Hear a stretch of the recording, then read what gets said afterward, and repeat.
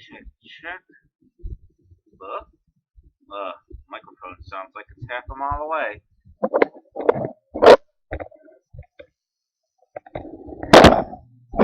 Excuse me. Check, check, check. Jeez, this isn't gonna work. Give me a second.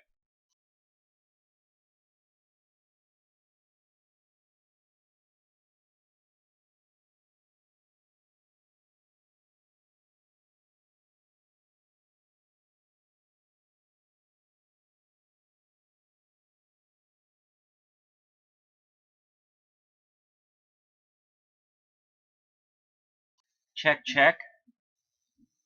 That'll have to do.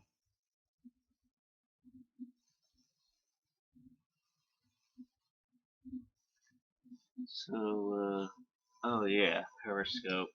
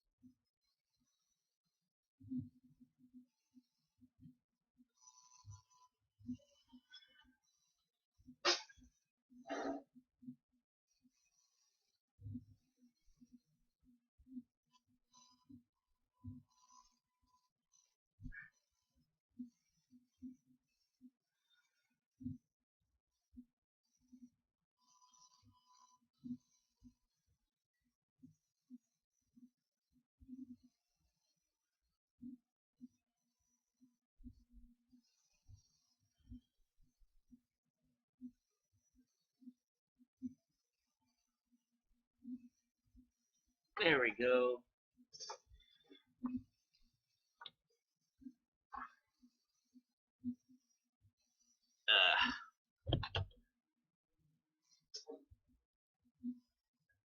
Now,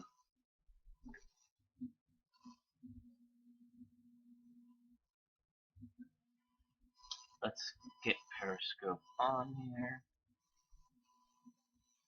Quick, while no one is actually paying attention to the stream.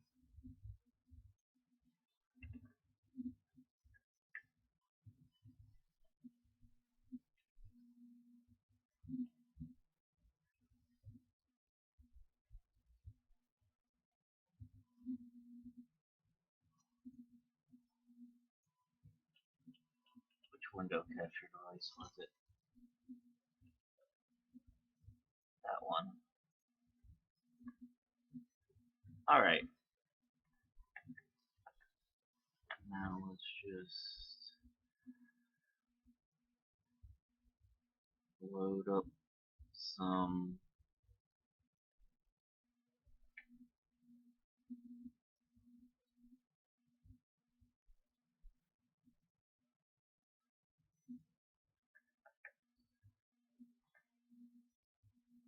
Kega Fusion, I think. My brain's kind of running a bit slow at the moment because it's 5 a.m. Why am I streaming at 5 a.m.? Because I'm insane. That's why.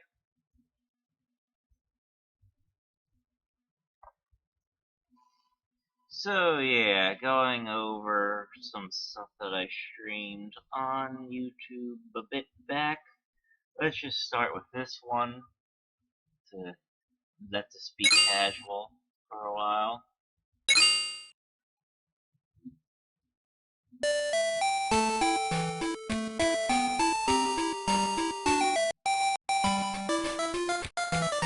I won't ask what those hand motions are. I really... Yeah. Give me a second. There. Mic volume adjusted. Ugh.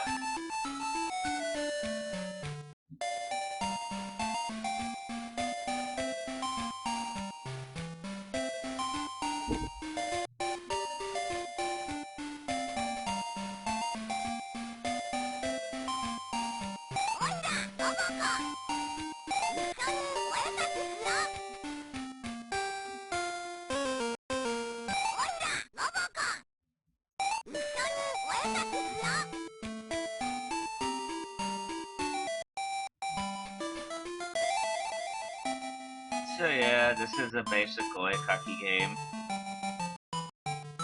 So this means it's time for me to draw very inappropriate things. If I have the energy for that.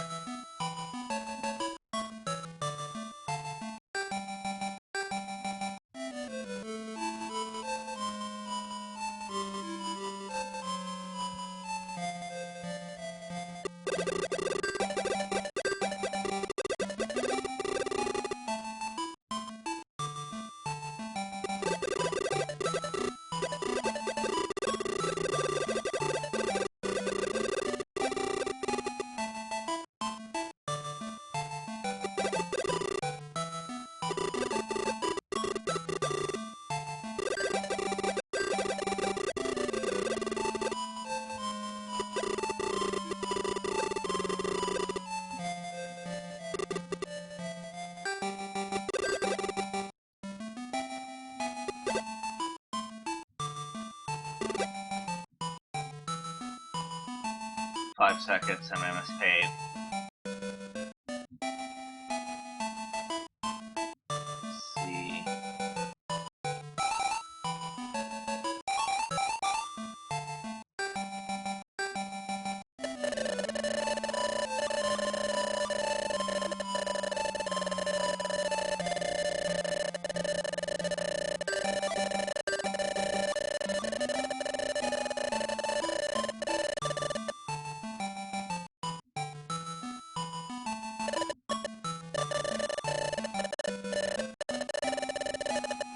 This looks horrible already.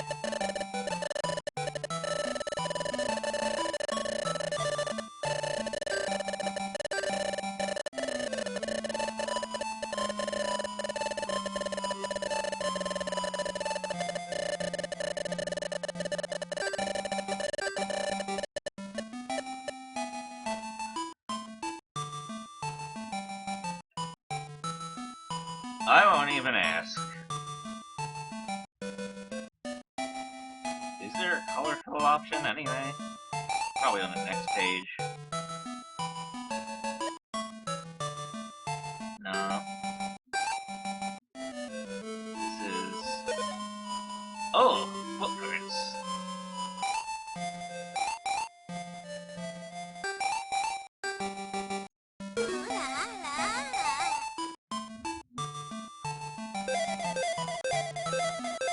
I guess it's like snowflakes.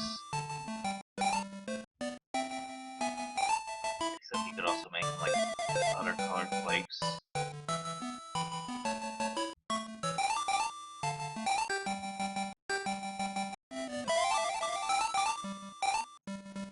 Looks like the stamp page.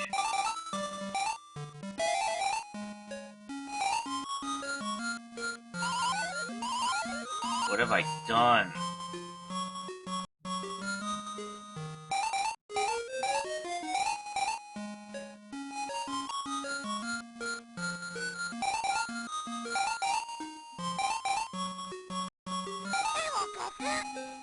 No, not deleting this just yet.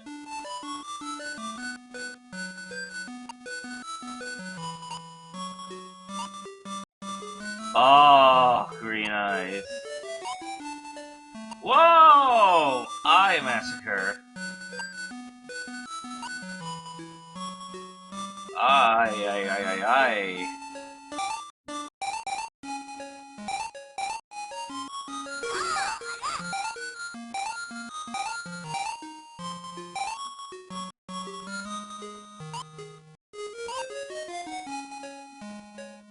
Let's go back a few pages.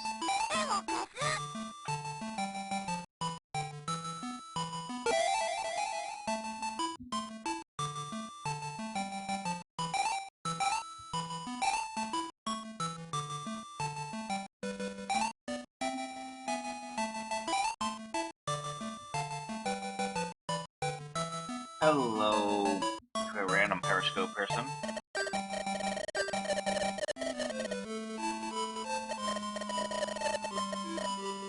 There we go.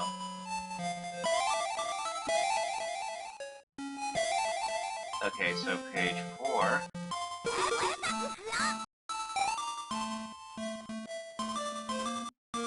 more stamps. These are the generic stamps, though. Hey, Cyber Chief.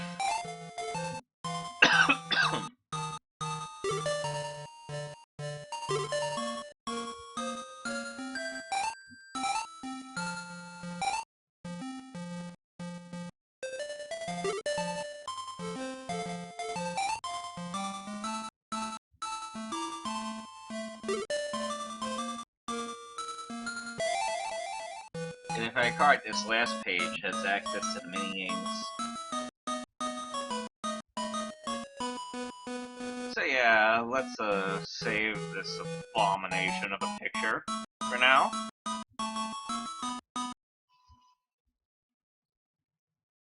Screenshot. There we go.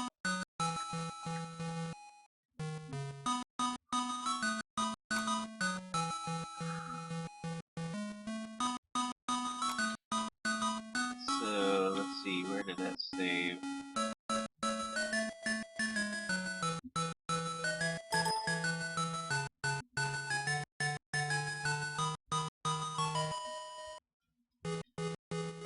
Oh yeah, if I recall right, Giga Fusion saves in,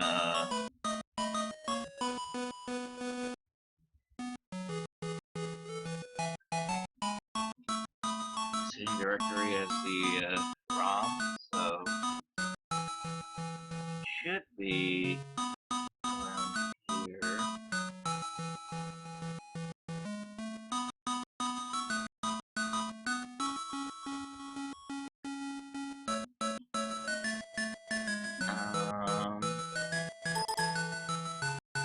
Where?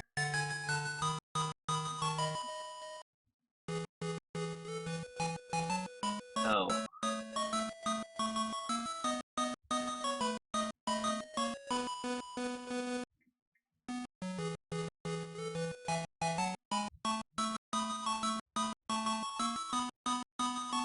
Wait, did I make a save state instead of a picture? Wait a second. Screenshot. Yeah, BMP bitmap, please.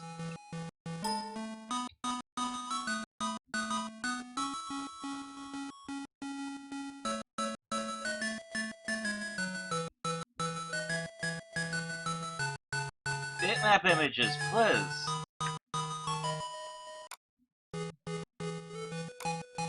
There they are. Okay, they're in a completely different directory for God knows what reason. Alright, so let me open up Discord, because I just realized I don't have Discord open right now.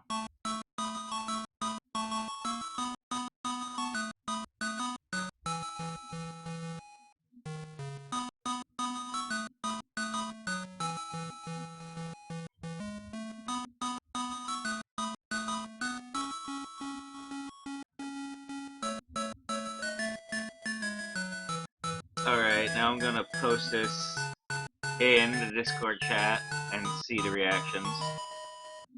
I wonder if I can post this in the Restream chat as well somehow.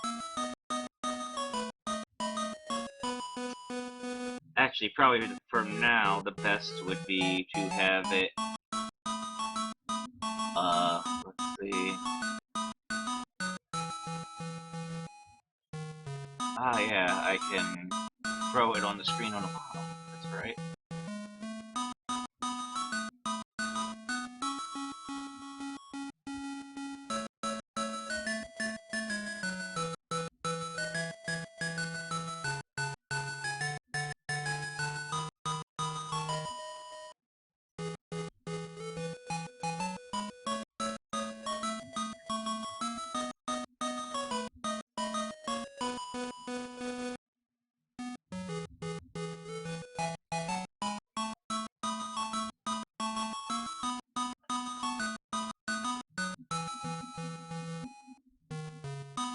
Let's see. Here we go.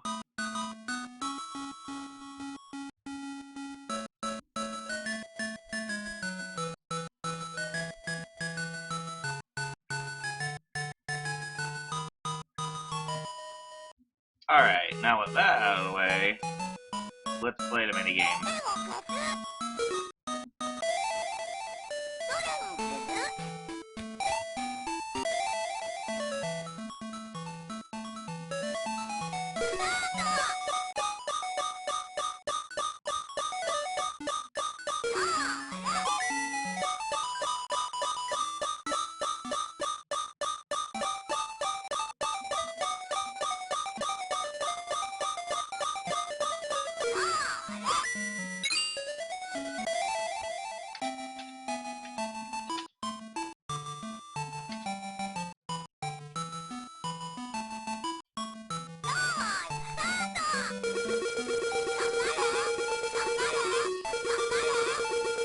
Dude! Dude! How much more do I have to button mash? Wow. That hurt.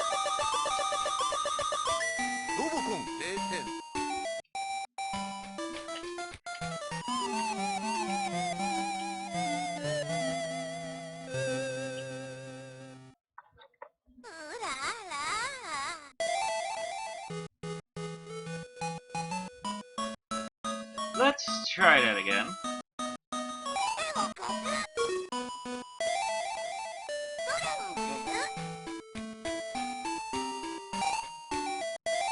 Oh wow, I accidentally picked the easier difficulty level. Good job, me. Having the button match on the Pico is totally bullshit anyway. That big, weird button is not mashable. That is not button mashable. What the hell was Bandai smoking?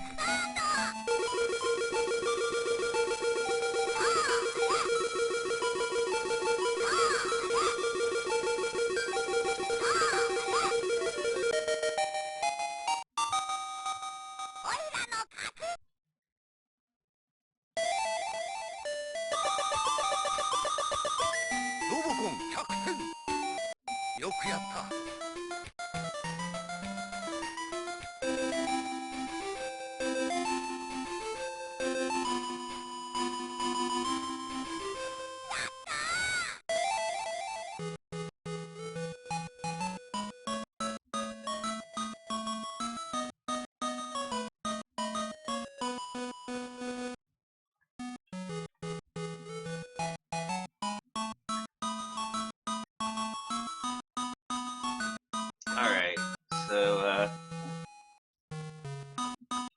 I guess I could try that in bullcrap difficulty again.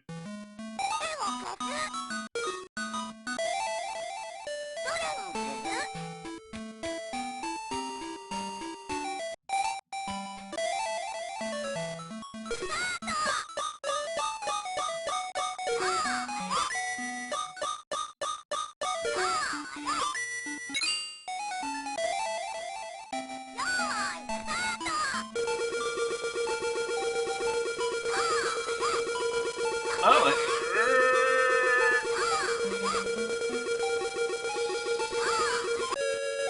dude, bullcrap difficulty.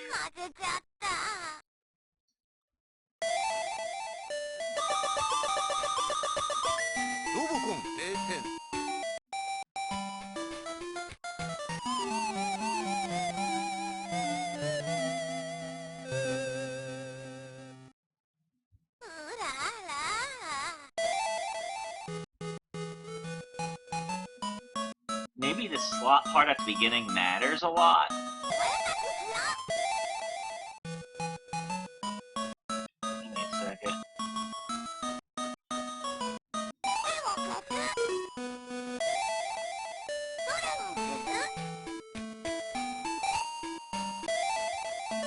Alright, let's try...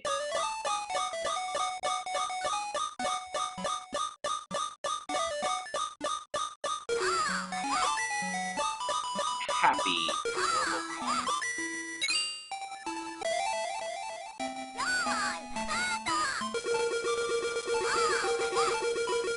Okay, so apparently that matters a lot.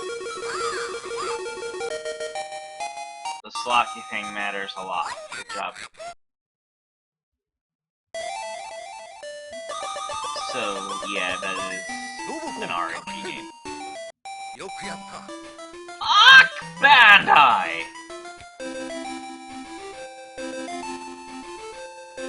Bandai, why?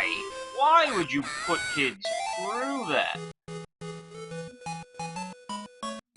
Let me, adjust that Periscope screen a bit. I really need an alternative for that. Alright, so minigame. No, not minigame 1.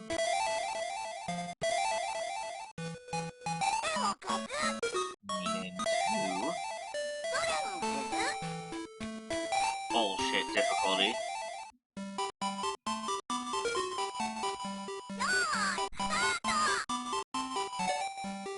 2, 1. Oh, I have to select this.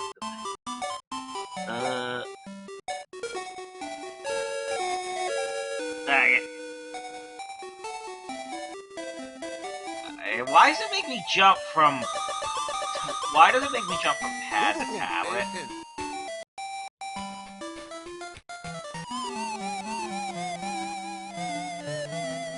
Like, that, again, bad minigame design. Wow. Oh well. Anyway. I'm better prepared for that next time.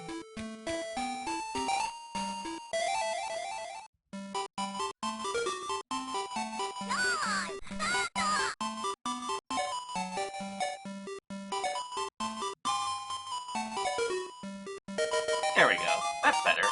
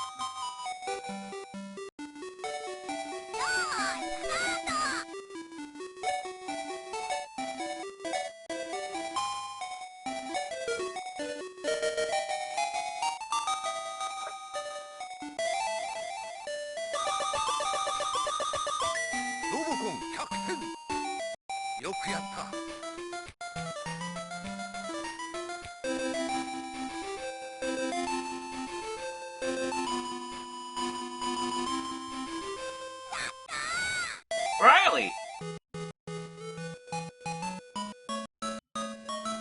Hello there.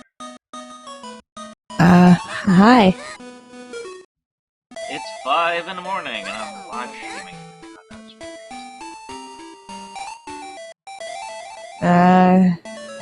I mean, they would do whatever, I guess. I suppose. So, what are we doing tonight? Pico games. Oh boy, more Pico stuff. It's always good. I'm kind of like live streaming some of the stuff I covered on my YouTube through the week. So, I'm starting with this one because I can get through it kind of fast, because it's just an oikaki game. Also, I drew something horrible. What'd you draw? I posted it in a stream chat. Oh, let me see.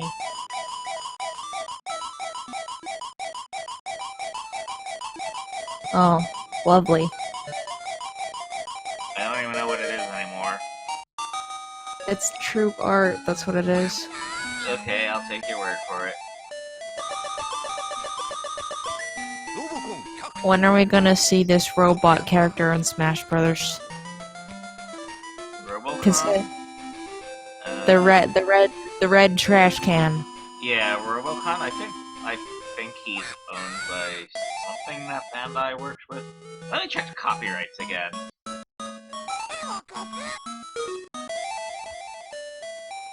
Copyright 1999, blah blah blah blah, Asatsu DK. Okay, so apparently Donkey Kong owns Robocon. Yeah. I mean, he is shaped like a barrel. Yeah.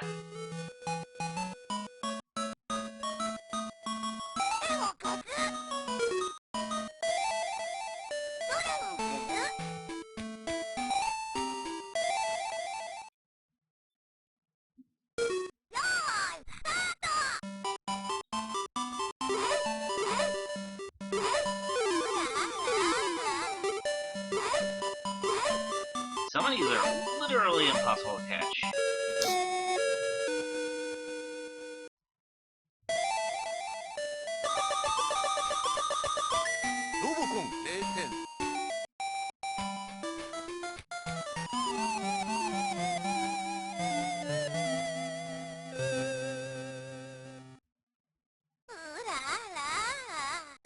This is the only good time about living in the West Coast, because at least the night is still young.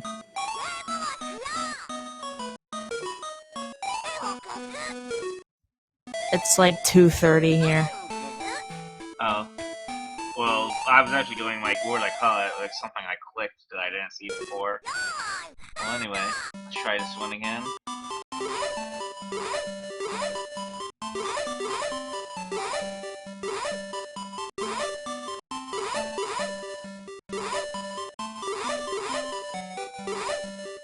Literally impossible. Also literally impossible. So at least 2 on the hardest difficulty are literally impossible to catch.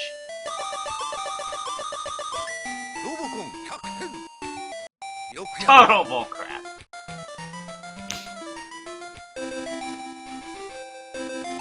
Japan likes their impossible difficulty.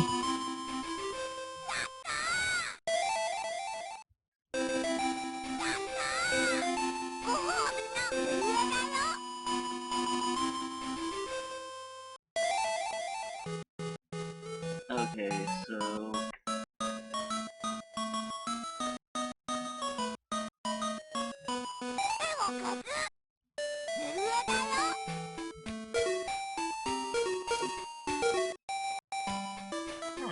This is different from the art that I unlocked the last time I completed those mini-games.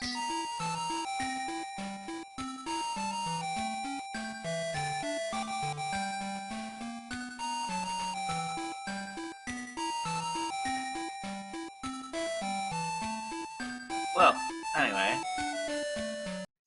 I'll make a save state for that.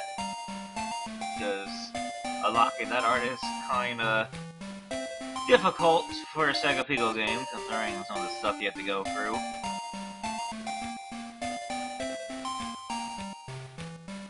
Alright, next game.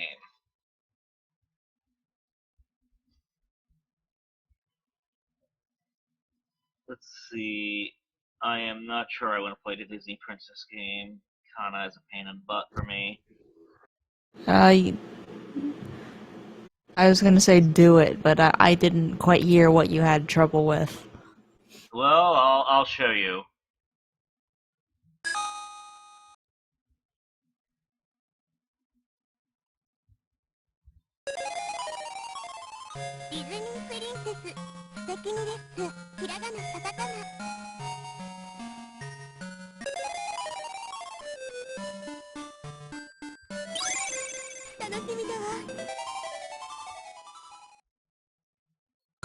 I might as well jump to this one, because it's probably the biggest pain. Let's see, you want to see it in hiragana or katakana?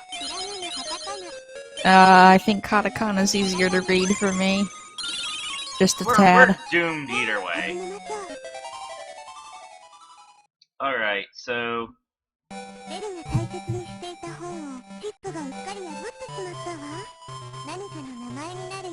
So now we gotta fill in the missing letter, the missing kana for the word. Oh. Shoot. Yeah, good luck with that. And the worst part is, this picture is not even a visual cue. So there's literally no visual cues. You gotta know what it's trying to tell you to find, so you can find the correct kana. But, so it's like... Does it tell you the word that it wants you to, or no? Is it the picture on the left? I'm pretty certain it just thinks that you would know what the word is from what the complete portion is. So, like, you're supposed to be like, blank, blank, blank. Oh, I know, this goes here from these 3 options. You know what I mean?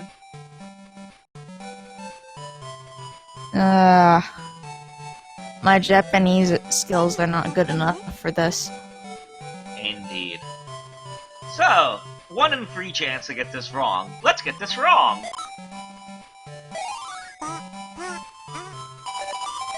What? That's a miracle.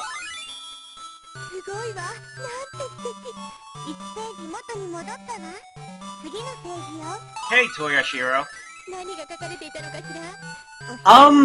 Okay. If my voice sounds a little crappier than what it does, it's because I'm actually using my tablet to communicate on Discord. It will not be as crappy as how I'm gonna do in this minigame. Alright, so... I'm pretty sure that last one,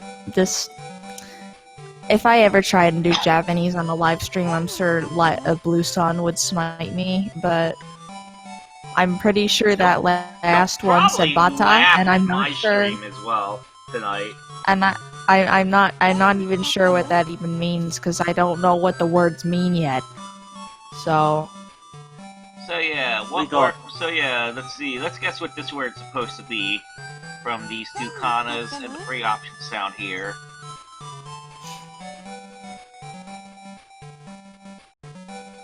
My god, all this artwork, all of this is really weird. Because half of it, like, on the top left of where, top left corner of where the screen is, that's Kamen Rider Kuga. Yeah. Did you see that Pico game for Kamen Rider, Agito and Kuga? I did not, unfortunately. Oh, I uploaded that on my YouTube like years ago. I'm probably gonna need to show that to you then. Right, let's just get this wrong and get it over with. Good. So... Yeah, I got it wrong. Let's see what word this was supposed to be. Is this one a specific Disney princess or just Disney princesses in general? It's, if I recall right, it's basically the entire Japanese Disney princess line at this point. Uh-huh.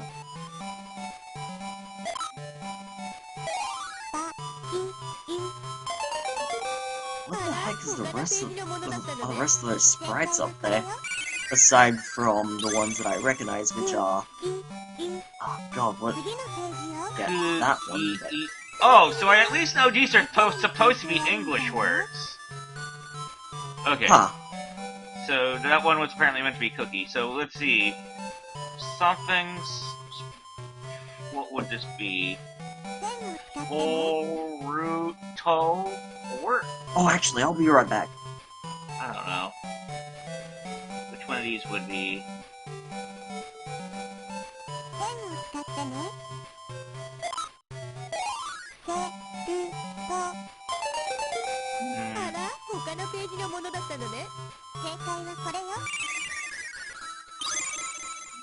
I can't help you there.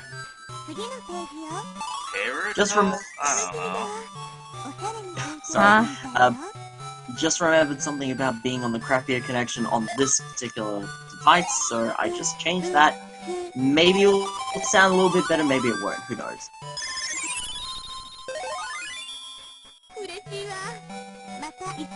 Also, the... Not enough to complete that minigame.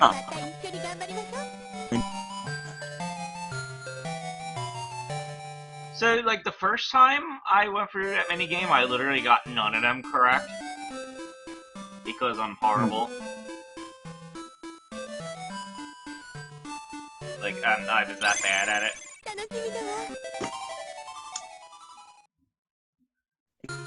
It kind of makes sense, if you're not able to read the language. Yeah, like most other, like, Kana learning games, they, like, give you a bunch of... Oh, jeez, I'm dropping frames a lot, am I? Yeah, Why am I dropping so many frames? That's ridiculous. Give me a second. Oh, I think we're about to see the effects of that on stream now. It's a Pico minigame, so you know, it moves so slow and paced, you might not really have noticed it, but... Somebody got upset that you didn't know Japanese. And by that I mean the Twitch frame dropper.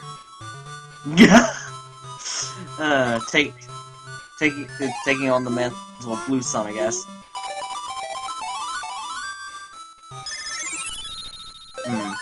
I don't even. Again, I don't know how I got that first one right.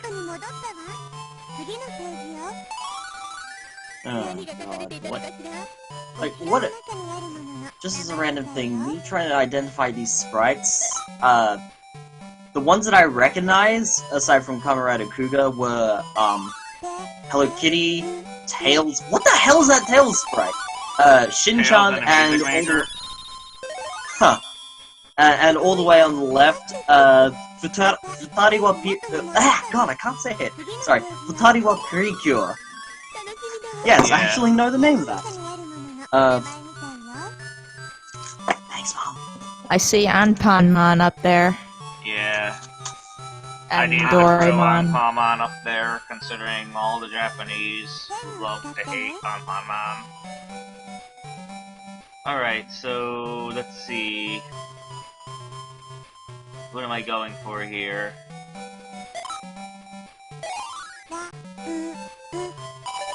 Wow, I actually got 3 correct in a row. How'd I do that? How'd I do that? That's actually enough to clear the minigame, by the way, so I don't need to get the last 2 right. So I'll just go through them real fast. Nice.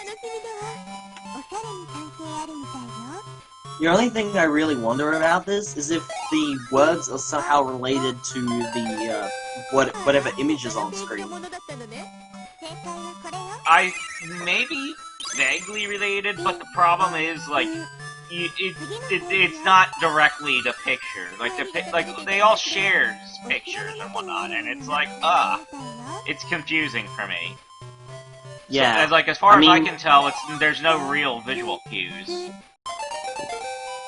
Yeah, what I meant more was maybe you're tasked with identifying this stuff inside the picture, but I don't know really. Yeah.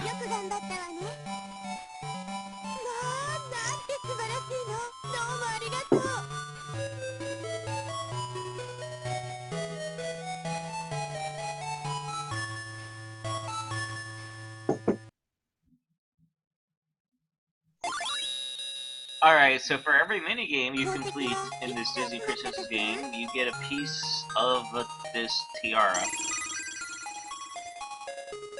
So that your little kids can feel like Disney princesses as well.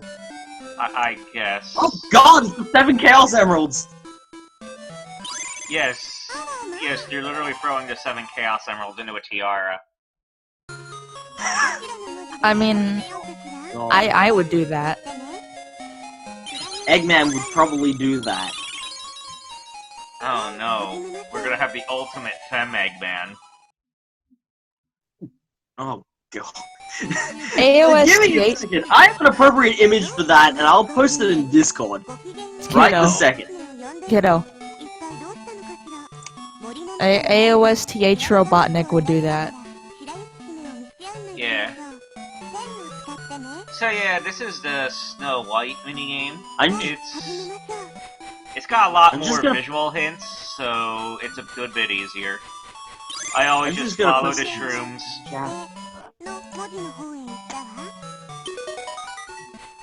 Like, I don't even know why it's giving me Kana things. I'm just following the shrooms. And then if they go the wrong way, I can just go back. I got plenty of time. I imagine you'd need to collect the shrooms anyway, so it's like...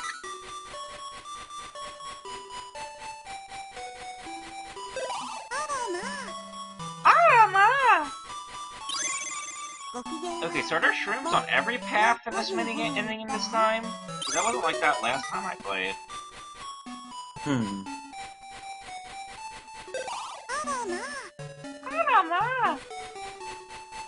Much alamas.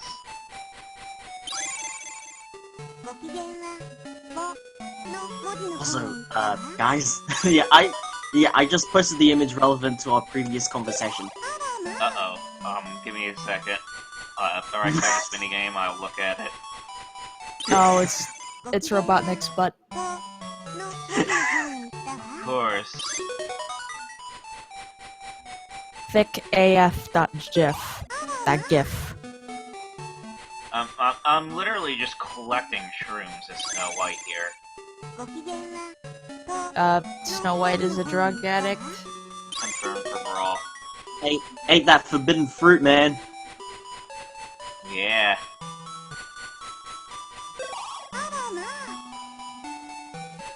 Yes, the prospect of eternal slumber is a bit more appealing than we thought. Oh.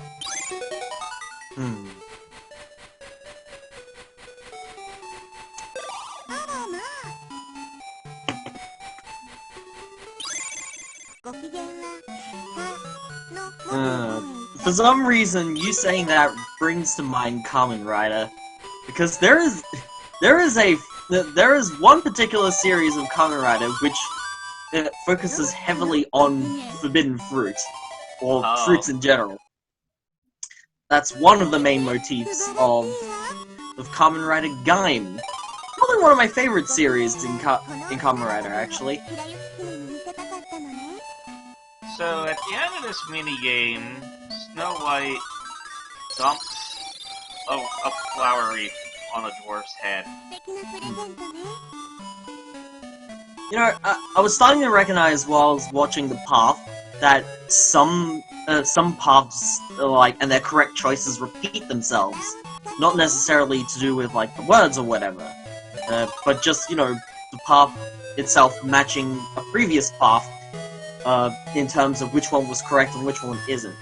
I think they're the exact same ones each and every time, depending on what it starts out with.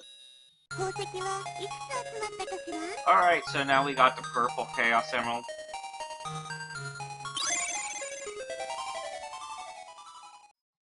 So when's Sonic in Kingdom Hearts?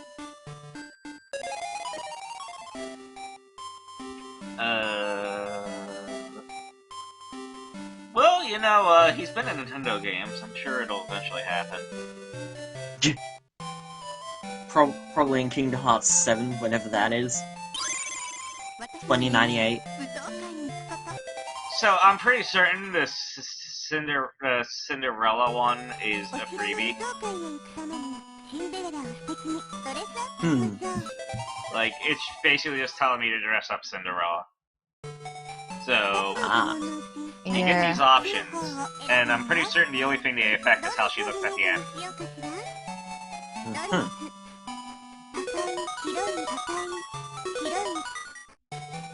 Let's go for a red I guess dress. that means you...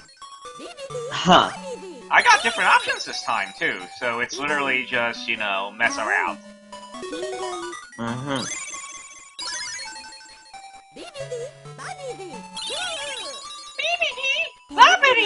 Woo!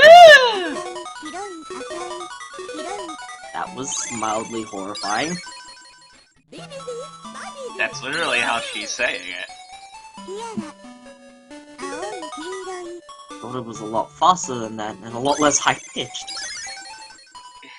Well, this is Sega Pico. It doesn't have to go by Disney canon logic.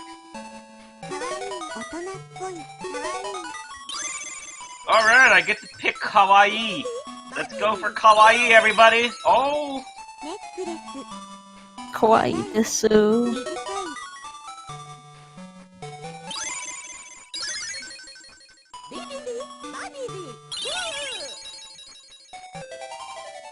Why the hell did both of the original two Precures have leg warmers?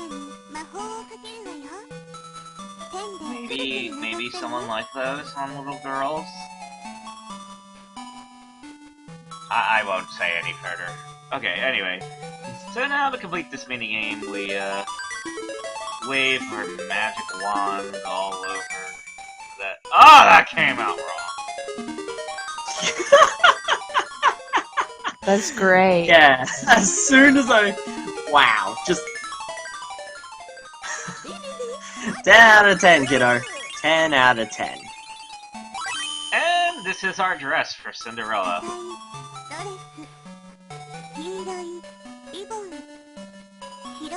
Very, very glittery. Of course. It's Disney. Oh, you know, I was going to call it the R. Kelly, but whatever.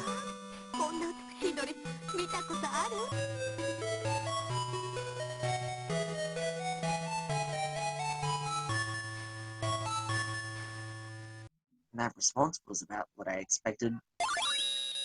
So, now I got the light blue Chaos Emerald.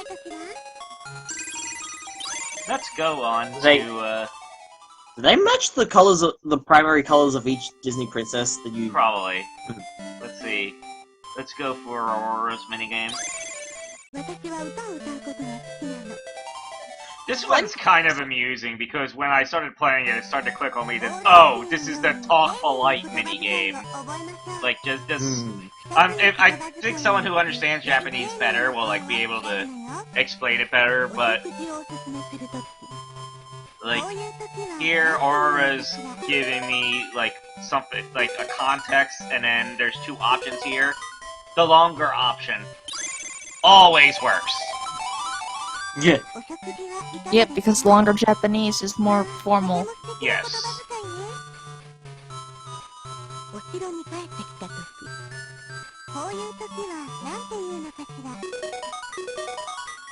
Longer option. Princess Aurora likes them long. Size matters. Yeah. Hello, Octonode. Once again, long answer. I almost said, why I is mean, part as of long as you understand that Japan likes that formal, long speech at times, like this minigame is like, oh, it's so straightforward. Like, I don't even know what I'm saying. If it just sounds formal, it works. I was going to say, why is part of her dress near her waist the same color as her skin, but it's not? It's supposed to be it's supposed to be I very think light. it's supposed to be a different color. We're just dealing with, like, a limited Pico palette. Color palettes on the Pico. That's exactly what it is. Because her actual skin color is different, and that is very evident when you look at her arms.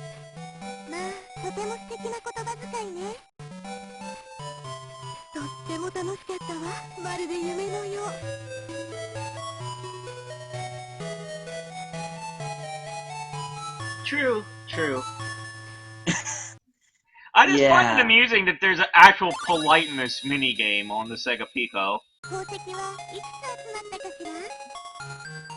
I mean, Aurora gave us the yellow Chaos Emerald. Sort of. I don't think I could call them Chaos Emeralds now that there's actual people watching. Well, you just did. Congratulations. Alright, so now here's the second pain in the butt minigame for me. People do not know the context. Ariel's. Children will never use full language anyway, apparently.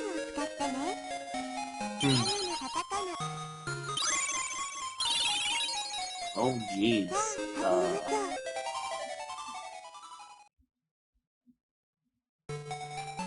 So wait, who's the seventh?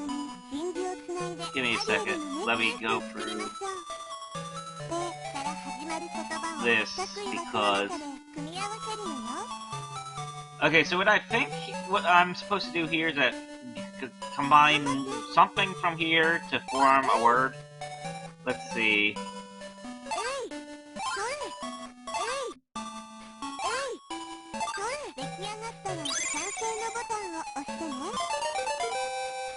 That is apparently not a word, so let's try that again.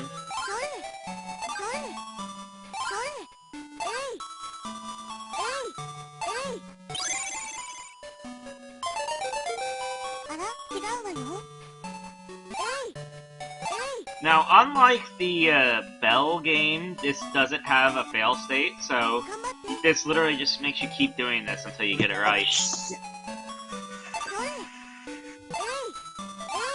Sorry about that. That was my alarm. I think Toya almost people died. who actually know Japanese better than I do helping me out on the stream. I'm sorry that I'm such a failure, everybody. Okay. Yeah. Thank you.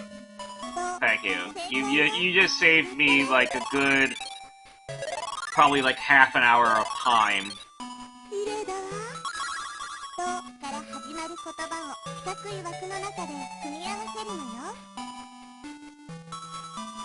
You know, the first time I looked at what My your objective Japanese was, knowledge is very limited, and it's like some very specific things, and unfortunately, like Kana learning games on the Pico are my pain, my critical weakness. They kill me. So let me just Yes, say this right unfortunately, now. I never grew out of the habit of brute forcing Japanese games.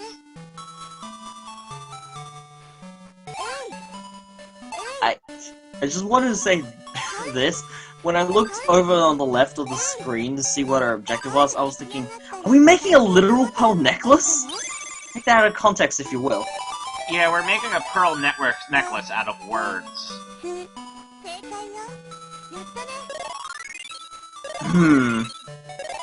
Also, That's a lot to think about. the biggest clue this minigame gives you is that when you complete a letter, complete a word, the last kana of the previous word is always the first kana of the next word. So that always goes there. That's the main clue that I got from this last time I played. Of course, then they have things like this where it's like throwing like 5 pearls at you at once, and I'm like, oh no, this is gonna take me like a whole half an hour. Because I brute force everything. Of course I'm Flounder, so it's like appropriate. I don't think Flounder's very smart. He's like a little fish with a fish brain.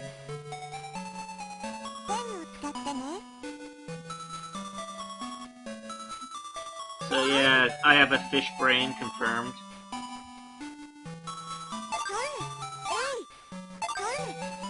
I am literally having the chat complete the minigame for me because I'm that much of a scrub. I am sorry for putting you all through this burden.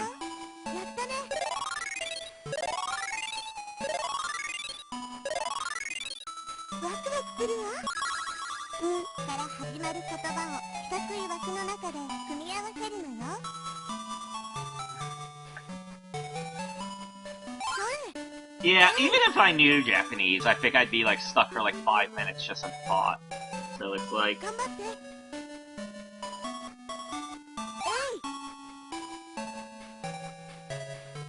Yeah, it's mostly loanwords because it's a katakana part. If it was a hiragana thing, the hiragana, that requires you to actually know Japanese words.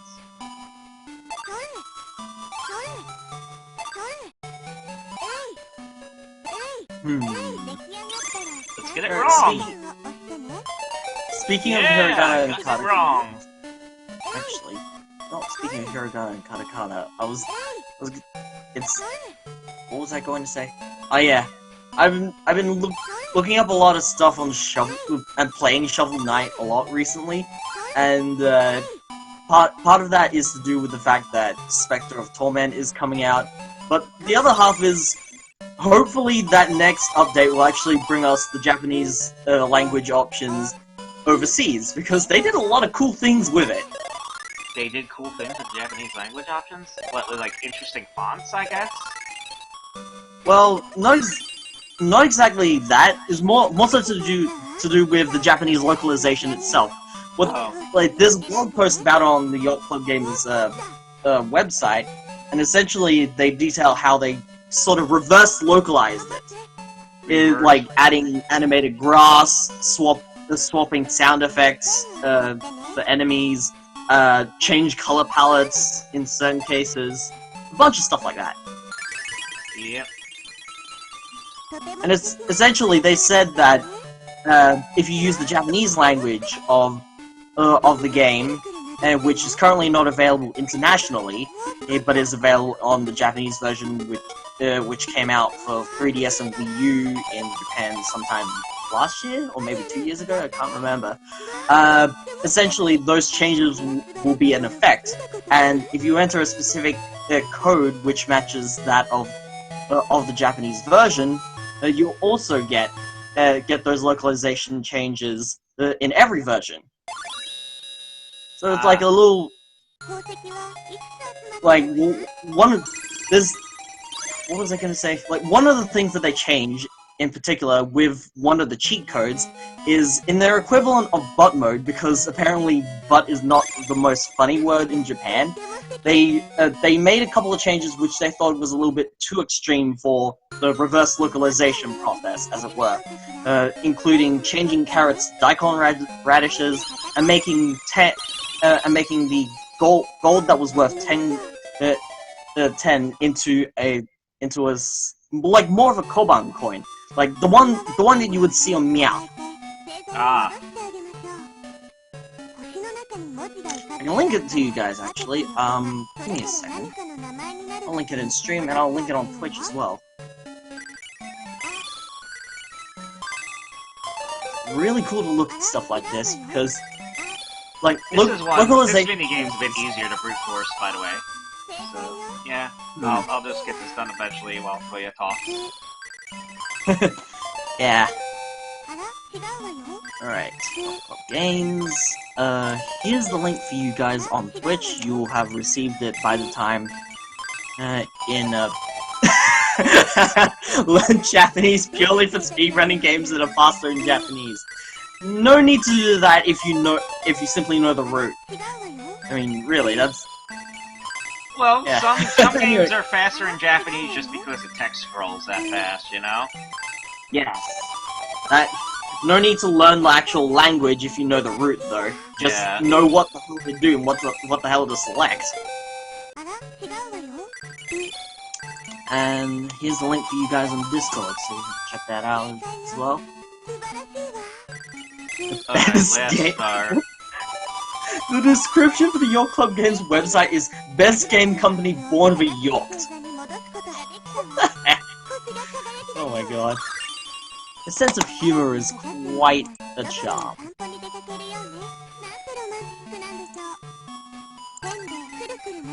So one thing I don't get about the Disney Princess minigames is that, like, most of the Disney Princesses appear on their own, but for whatever reason, when Jasmine's around, they cram Aladdin in there somewhere.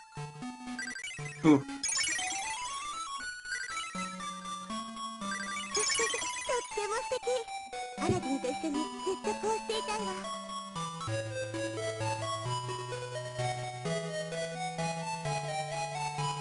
Oh crap. Rome just started playing funny.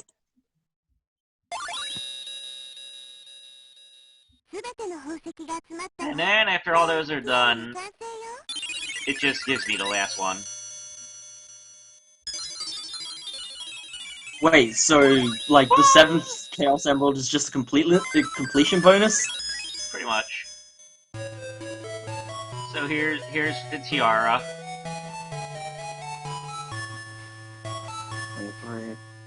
It's just a second red gem! What the hell?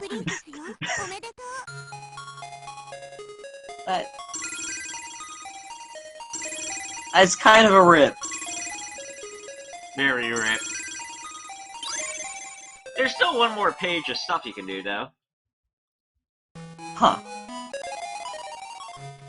Normally, a page like this would have, like, oikaki or something, but in this case...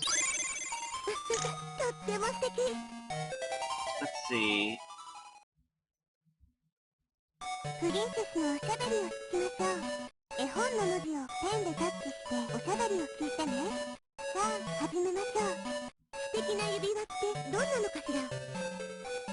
I have no idea what it's asking me. I just throw in a bunch of random kana, and I hit confirm.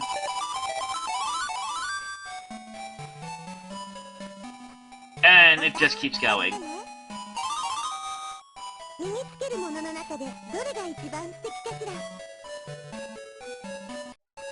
Yeah, okay, Jasmine. Just keep taking my random gibberish answers.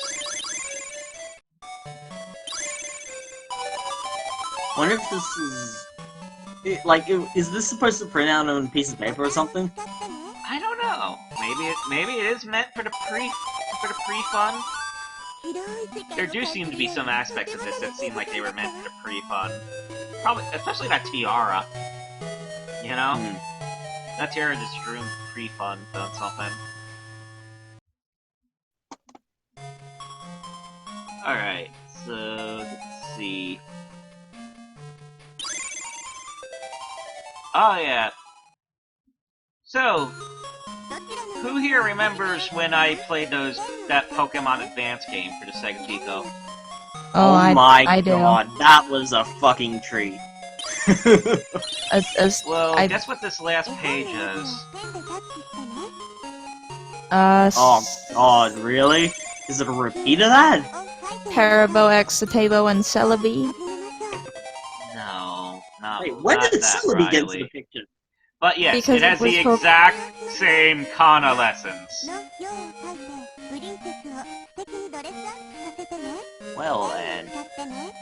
Because it was Pokemon, remember? I really liked Celebi. Oh yeah. So yeah, let's draw this Kana, everybody. Speaking of the whole region, yes! Perfect! So yeah, that's totally that Kana, right, everybody? I got that Kana so correct. It is the best version of that Kana. That is... Who would have... Just... Who Best would version have... of that Kana. The game accepts it, so it's correct. I can't tell if it's a bone or a bone. Chat, let's see if you can actually get what the hell I meant by that.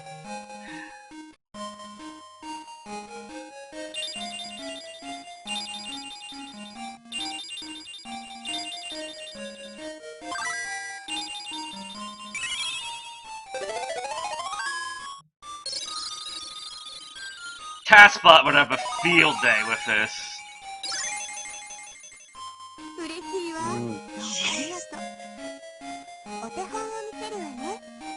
Making a new language here, folks. One where profanity actually exists in Japanese. The profanity is coded into the core of the language.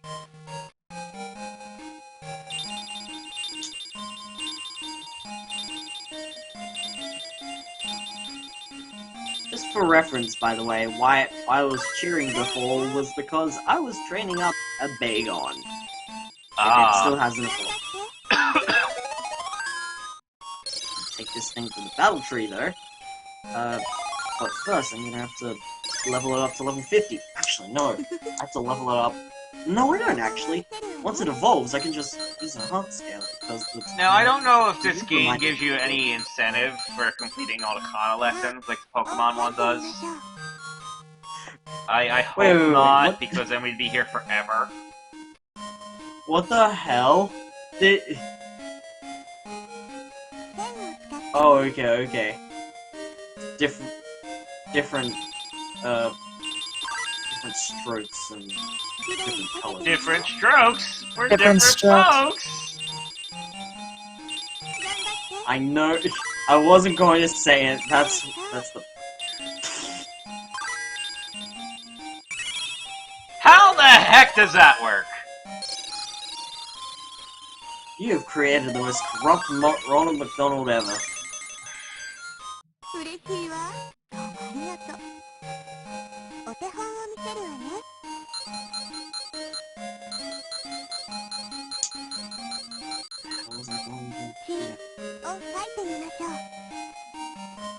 As me being absent-minded as usual. Hang on, did you complete like the third letter first? I think the letters are meant to be on the StoryWare page for you to select, so like when I selected a letter, like it aligned itself to where it was on the StoryWare page. Oh, I see. You're making... You created Japanese puzzle tongue.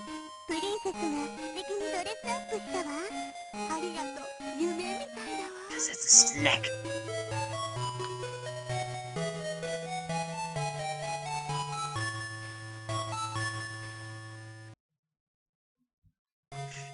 Alright.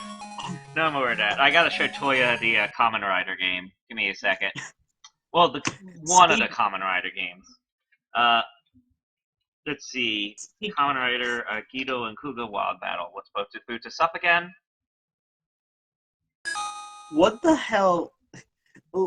That reminds me actually. I needed to remind myself to watch the Japanese language version of the trailer for Power Rangers, the 2017 movie, just to see anything that's in that trailer that makes it resemble the series that it's originally based on, Kyoryu Sentai Zyuranger. Let me guess. There's barely any trace of it left. Like even the Japanese can't figure it out. No idea, man. But it'll be at least pretty cool to see them refer to them to like the Red Ranger as Tyranno Ranger, for example. Yeah, this is it's not really a crossover game, unfortunately. There's just 2 pages of Kamen Rider Guido stuff, and 2 pages of Kamen Rider Kuga stuff, and then an Oikaki page.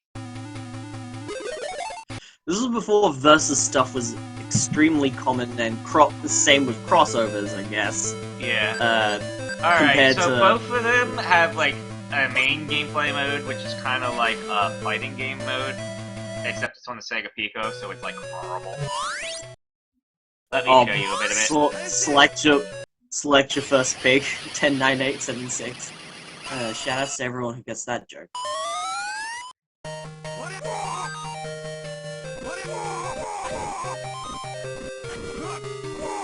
Fun fact about Kamen Rider Kuga and Kamen Rider Agito.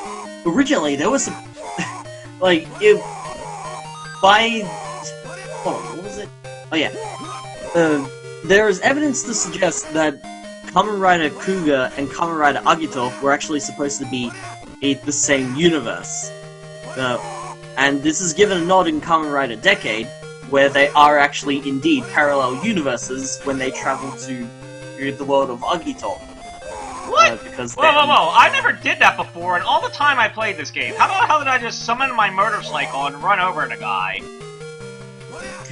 Which is kind of funny, because in most Kamen Rider games that I've seen, bikes, and in the shows as well, bikes just make people not die. They just make the opponent run away. That's been the case with at least like Kamen Rider Batch Ride War. When you're traveling on your bike, they just move out of the way instead of actually be damaged by you.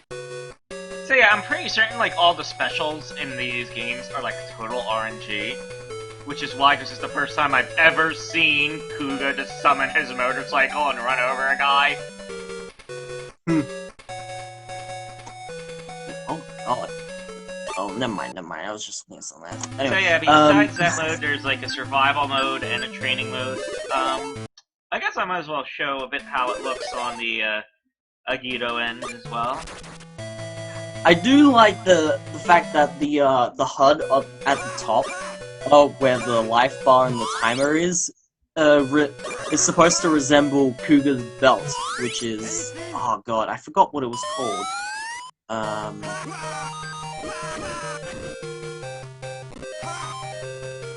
I'm going to guess that the same will be said of the Agito side, and the reason why is because it probably be that, and in this case it would be the Alter Ring, which is what the tension device of Kamen Rider Agito is. Like, there's also similarities between them as well. Like, both of them use like side panels to activate, and they're like glowing in circles and whatever. Just yeah, it's weird. By the way, I would like to give everyone my... Oh. He's fighting against Kamen Rider Gills. Yeah.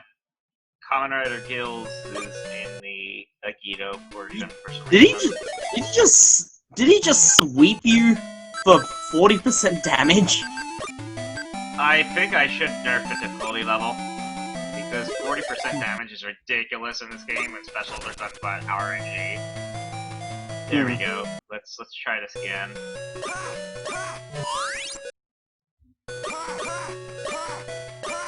Oh, and I think this one would be Kamen Rider G3 for some reason. He's also quite good let me at see. Yes, that would be G3. Can't tell if it's okay. Yeah, that's the original G3, I think. God, I haven't really watched too much Agito, so I'm not exactly that well versed in it. Basically, there's a lot of Kamen Riders. Yeah. The reason why I was questioning myself is because it could be G3X instead. Oh wow, I don't think I saw this nighttime palette for this minigame before. Wow, I play these things and I still see new things about them. Oh, Good thing I jeez. decided to pick Phytus today. So wait, this is supposed to be a drag race? Yeah. So in this minigame, you just mash the button a lot and then you win.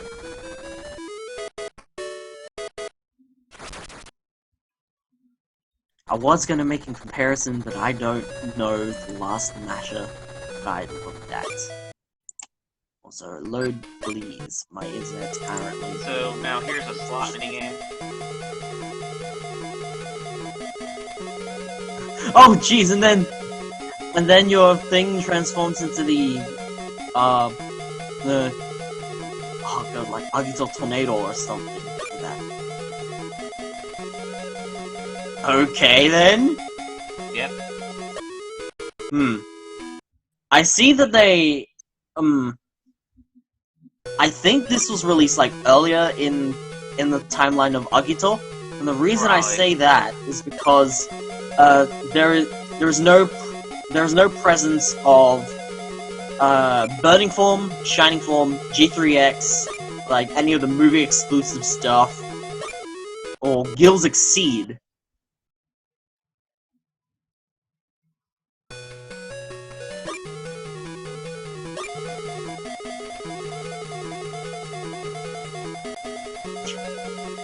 I can tell what you're getting wrong there.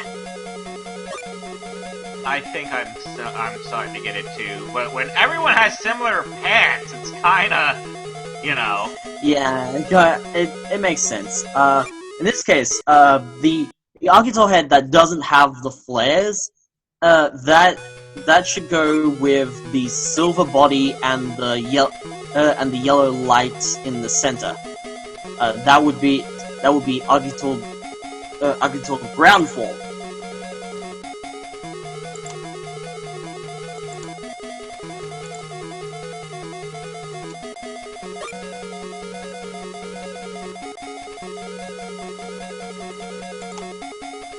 Okay, yeah. Now looking at an actual image of Kamen Rider G3, that is definitely G3 and not G3X because it's a silver chest plate and not a blue one, not very heavily armored.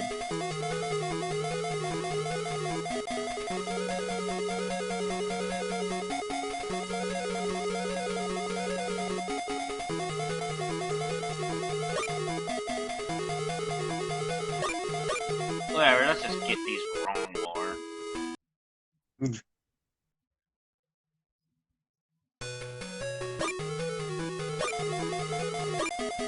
Whatever, I'll just get the tiger. That one's easier.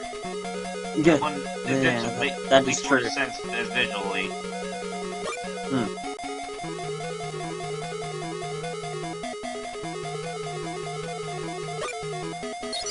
There we go. Anyway, you need somebody like me who actually has tiger knowledge power. of this stuff.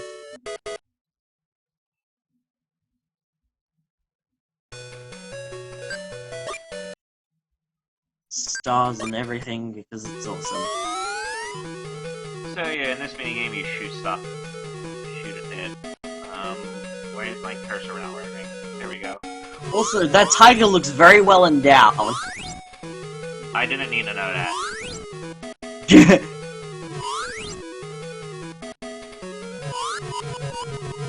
Oh god, you're shooting as a G3.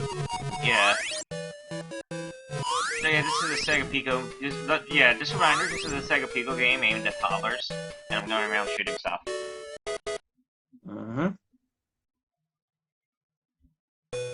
Basically, Super Scope stuff.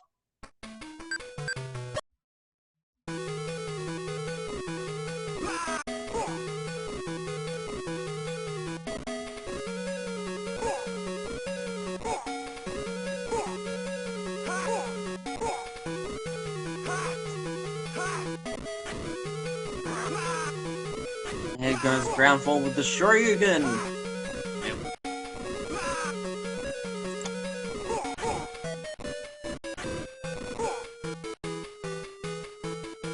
Staring at this makes me appreciate the fact that Bandai Namco are the ones that make most of the Kamen Rider games nowadays.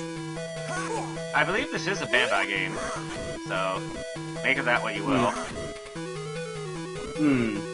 Considering the time frame of when Kamen Rider Agito was, probably before the merger with Bandai Namco. Or as Bandai Namco.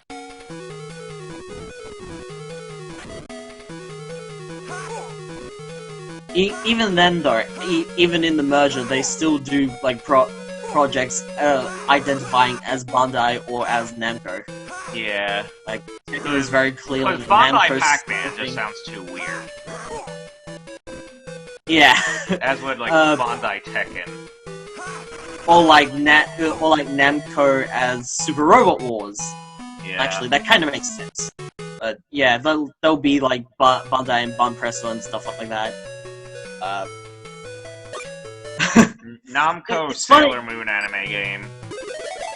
It's funny because Bandai also handle like a bunch of toy stuff and especially like Kamen Rider merchandise and stuff like that. And this sort of comes to its natural conclusion with Kamen Rider X8, the current series of Kamen Rider going on in Japan, and the crossover movie features Pac-Man, which is something I might have actually said before. Ah, yes. But later on, they actually debut transform devices which are based entirely on Namco Bandai properties. Specifically, the Pac Adventure Gashat, the Funista Gashat, yes, Family Stadium. All right. Then we have what do you call it? Xevious Gashat, and finally they have Attacker no Tatsujin Gashat for some reason. Should I be surprised or disappointed that there's no Tower of Doraga gacha? Oh man, I would have loved that. I do like Tower of Doraga's music actually. Like, I could just imagine it, like, it'd be like the gacha that'd basically be the most difficult to use, and everything you need to do to use it would be complete bull crap.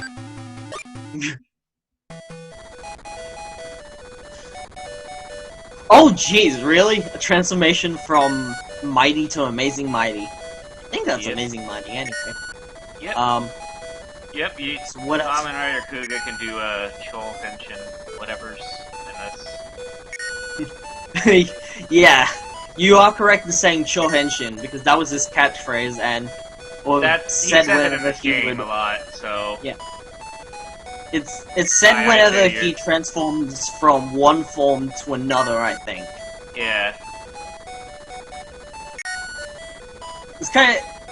So going back to Kamen Rider X8 and how, like, Bandai Namco is very heavily involved in it and whatever, or rather, you know, Bandai Namco is heavily involved with Kamen Rider in general, there is a game known as All Kamen Riders Rider Revolution, and this game is for the Nintendo 3DS. It's part of the All Kamen Riders series, which is basically like some sort of crossover RPG with all these Kamen Riders. In this game, also very uniquely, it even includes the very adult characters of Kamen Rider Amazon Omega and Amazon Alpha, which come from the equally as adult series Kamen Rider Amazons. I could tell you about that another time, but my main point is, like, if you purchase that game, you actually get a free download code for another game on the Japanese eShop, which is a real-life version of a game which is featured on Kamen Rider X8 itself, Mighty Action X. And I'm fairly sure I've talked about it before, but at this point in time, we actually, because the game has since released, because it released in December, we actually have gameplay footage of that. Alright, and is it any good? It's very short, but it's pretty solid. It's pretty solid. It's a platformer, pretty much as you would expect, and you do pretty much exactly what the Gushot's transformation phrase is. You do a mighty jump and then follow it up with a mighty kick. You can also do some sort of Tatsumaki to hang in the air. It's kind of weird. And the final boss of the whole thing is Salty, which corresponds to the first boss, the first kaiju actually, of the show, which is the boss Salty, which, you know, it's sort of recursion, as it were. Like, you see Mighty Action X on the show, then you get the boss that comes out of it because of game viruses and whatever in the real world, and then it just comes full circle when you actually get to play this for yourself and get to fight Salty. Like, there you go. So yeah, let's load up another Kamen Rider game. Alright. What is the other Kamen Rider game you have? Because I remember seeing a Kamen Rider game before on the Sega Pico. Well, this one I only recently started to record, so this is Kamen Rider. Is that meant to be like 3 5s or 1 5? Give me a second. Oh, yeah, it's 3 5s. That's Kamen Rider 5s. 5s. So you it's 5s. Okay, thank you. No, it's not 5s. It's 5s as in, like, it's like actually, Chun-Li's sexy 5s? I'm confused. Give me a sec. It's spelled like that. I put it in stream chat. And the reason why is because of the character motif. It's based on, like, Greek letters and whatever. So it's based on the Greek letter phi for this character. And also 555 because apparently that's the number you call when dialing for emergencies in Japan. Whereas in America, that's an obviously fake phone number. Fair enough. But yeah, that's, oh god, this one's relatively, like, I guess mid-series, because it features Kamen Rider Kaitsa, who is the, B-like yellow and purple rider that you see behind Fies. Ah, yes. So yeah, this is pretty similar to the Agito and Kuga one, except it has a bunch of Sugoroku games. And Sugoroku games you can play up to 3 players. But I'll just that background looks really cool, by the way. Depending on the game, like, you could get a really visually impressive looking Pico game from Bandai.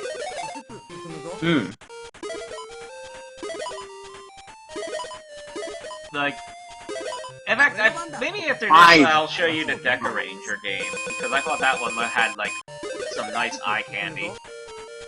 Oh, Deca Ranger, huh? Yeah. The equivalent of Power Rangers SPD, and because of all the stuff that was on the show that was called, that was actually marked with SPD, they just simply named it SPD. Yes. In the 2 languages, standing for Special Police Deca Ranger or Space Police Delta, I think. Yeah. No, Space Patrol Delta. That's right. I remember this stuff, because I watched Deca Ranger a lot recently, and they're coming out with something new, actually, called Space Squad, which is a crossover between it and Space Sheriff Govan. Oh god. So yeah, the fighting engine in this is very similar to the Agito and Kuga one, complete with oh crap RNG supers. Ah. Well, at least I cut that guy up with the sword. Oh, one difference is that you get finishers when you deplete a foe's health. So. Oh That's one god, thing you that's get to different. use the Faiz pointer and stuff? Yeah. Oh jeez. Oh my god! That is... Yeah, I tuned in because my thing paused, and then I tuned back in right as it happened. That is very Street Fighter-ish. Like, the whole glow, or whatever. I wouldn't exactly say that because it's like scripted. It's way more scripted than Street Fighter. I mean, true, but, you know, like, in terms of visual flair, that's what I meant. Yeah. Like, it comes out with the Faiz logo, as it always does, because that... Yeah. Oh god. Fun little thing about Kamen Rider Faiz, they released fairly recently, not too long ago, actually is more accurate, a toy for this series in the complete selection modification line, which is basically like taking the deluxe toys of the past and refurbishing, or like taking their mold and making them more accurate to the show. Like a cross between the original complete selection and like being able to afford that shit, because the original complete selection stuff was very expensive. Yeah. But essentially, there was a release of the Faiz driver and Faiz gear for this. So like all the devices for this guy, like the Faiz pointer, the Faiz driver itself, the Faiz phone, and also now the Faiz pointer is basically what allows this rider to finish off his opponents. Once he inputs an exceed charge, it sends a signal over to the Faiz pointer, which is usually located on his foot, and hence being, you know, traditional thing for a rider kick. Yeah, right there, right there, just on stream. That's his Crimson Smasher. Yes. Sorry. Don't drink water. So essentially, this complete selection modification version of the Faiz pointer actually has two pieces of functionality. The first piece of functionality is that it can actually communicate with the Faiz phone whenever it does an exceed charge, when placing the driver itself, which is pretty cool. And the other thing is that it has like lights and sounds of its own, in addition to everything else that communicates with it and whatever. And the light itself is actually exactly like it is in the show. It's the Faiz pointer. When you put it against the wall, you'll see that it's in the shape of the Faiz logo. Like, it's just to solidify the fact that he finishes off appointments? What am I saying? Anyway. Yeah, he finishes his doctor's appointments with the Faiz logo. just kicks the doctor straight out of the room. Yeah.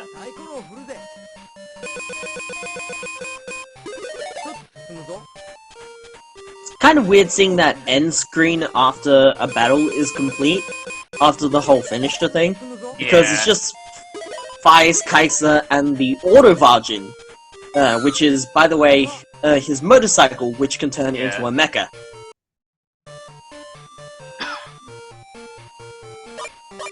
Alright, so now to select this thing that looks like a cassette player. Or at least it looks like a cassette player on a Pico. It's probably just terrible spriting. Oh, that is called the Faiz Smasher, I think. Yes. That's basically like some sort of knuckle thing. And it's supposed to be like a camera, normally. Here I come, rougher than Knuckles. The best of them, tougher than Knuckles. You can call me Kamen Rider. Unlike Sonic, I don't chuckle. I rather flex my knuckles. Oh my god. I wonder if certain characters have certain weaknesses. weaknesses. Punched that guy out. Yeah. I wonder if certain characters have certain weaknesses, and I guess maybe it affects what... No, it's a Pico game. It's pretty much RNG. You press a button, you might do a special, you might not. You might just throw a plain punch. It might do that heavy damage, it might not. It's not very nuanced.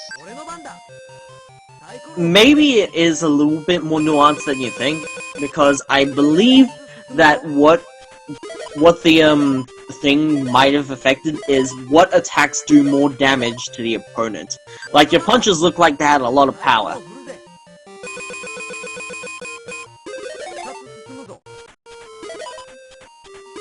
And then there's the thing at the end of that, which is the fire's edge. That's basically a stick or a sword with power and stuff like that. Alright, so that's the first Sugoroku game in this. I obviously I got first place. So yeah, the rest of these modes are just like the standard modes from the other fighting games. So there's like battle, there's survival, and then there's training. So second page, this has more Sugoroku. God, that victory screen was like fucking what do you call it? The Sega Master System 2-point-something BIOS. You know, the one with the I'm pretty certain the Pico is based off Master System hardware, so it makes perfect sense. Yeah, I can just hear it now. And stuff like that. What's that? Speed boost? Are we... What? It looks like... This looks weird. See, the thing is, it looks like a race game, but it's a board game. So... yeah, I guess those things would be speed boost if you land on them. So why couldn't I move that turn? Was I in... oh, was it because I was in front of a stop sign? I think you landed on the cones or something. Oh, so the cones are like a stop sign. Oh, wow, I have to obey traffic. Ah, that's not a very good start. Choke on the minigame, choke on the minigame, choke on the minigame. Yeah! AI choked on the minigame.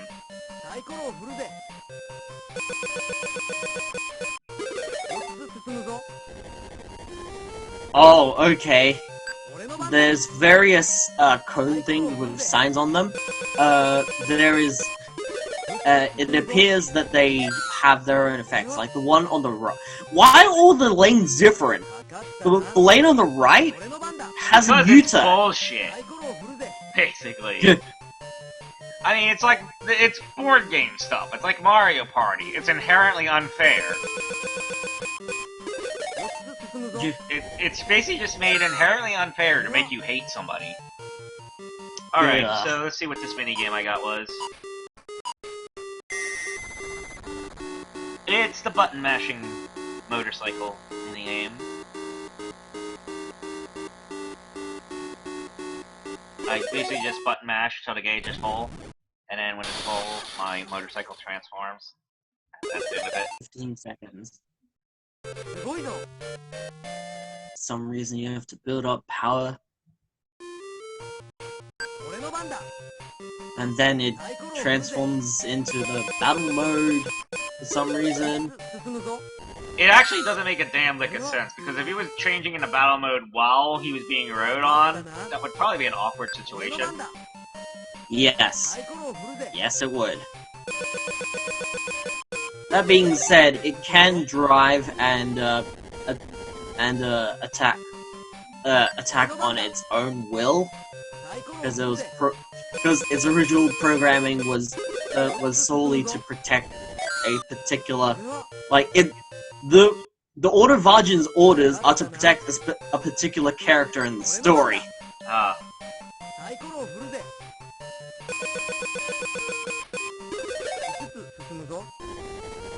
3, 2, 1. I'm almost at the goal. Wow, this third player has it rough. He's got a fucking U-turns everywhere. he keeps choking on the minigame. Oh, he finally didn't choke on the minigame. It's a bit late for that, though.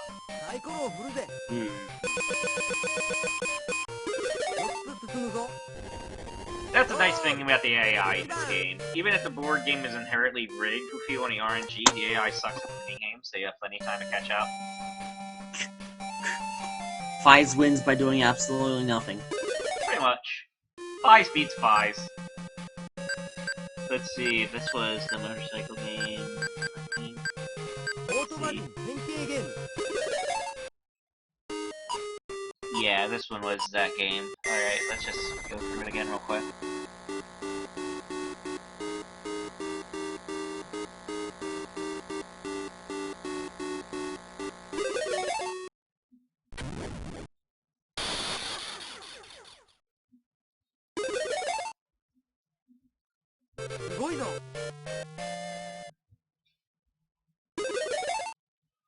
And this one... Ah, race game. Guess what? You button mash in this one as well!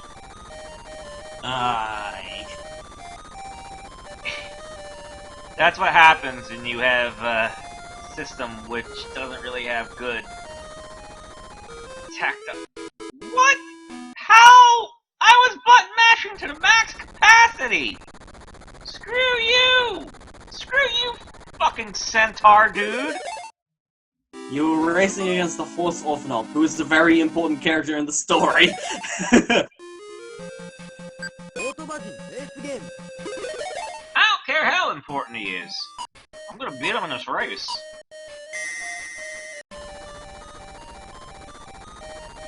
He just looks to the back of him like, whoa.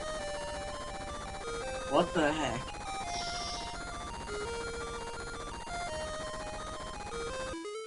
There we go. Why the hell are you challenging the Horse Orphanaut to a race? Considering how the story goes, it's really weird to look at. I won't ask too much about it, I'll just take your word for it. I'll just say, it's a Sega Pico game. They don't care about the rules. They don't care about the canon. So this is a maze minigame. I gotta find stuff. I found something. I found something else.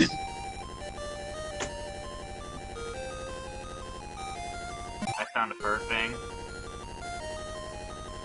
I guess you need to find stars? Oh no, you need to collect your transformation gear! If he doesn't have his transformation gear, how is he transformed?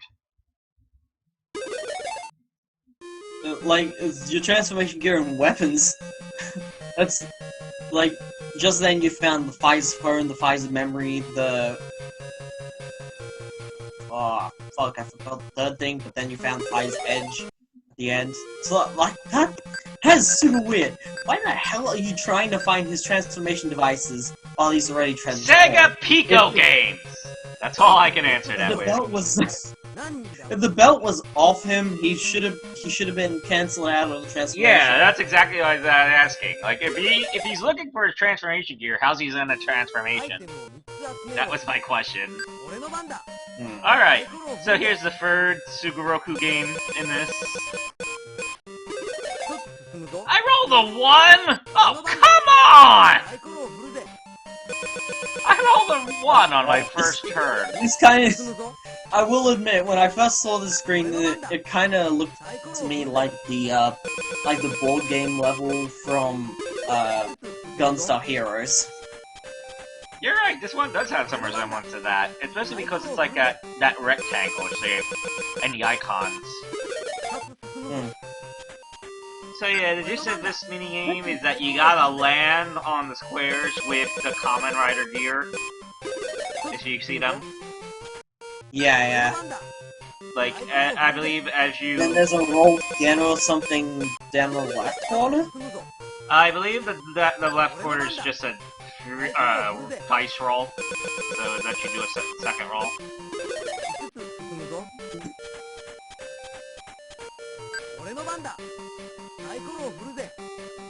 So yeah, in order to get the opportunity to play to get to the gear, you gotta land a perfect roll into that.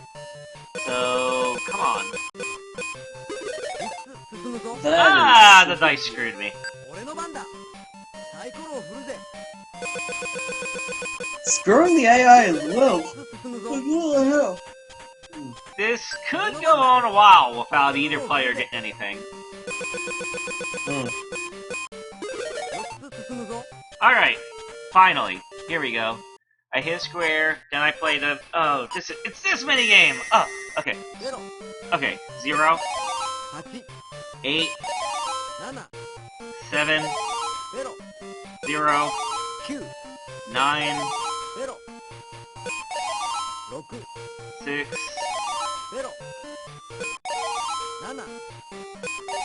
Oh, okay. So yeah, I just dialed a number. You have to type out a fucking number? What? Yes. I believe it's random, so, you know, it just gives you, like, a number, and then you gotta find it on the dial phone. Alright, so I got the motorcycle. Now Weird, what I gotta do is hope the AI doesn't manage to get enough dice rolls to completely walk around me.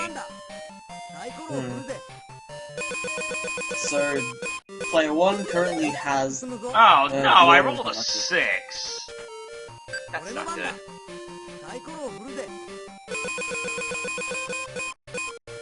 Okay, so... He steals my motorcycle. So now I'm gonna roll... I rolled a 1. Alright, I stole my motorcycle back. What? That is... It's like yes, that, it is like bullshit. It is bullshit, that's what it is. Like that one board in Mario Party 8, where the main gimmick is that you have to steal the other player's stars in order to win. Yes. Oh, stop rolling 6s! Stop rolling 6s, please!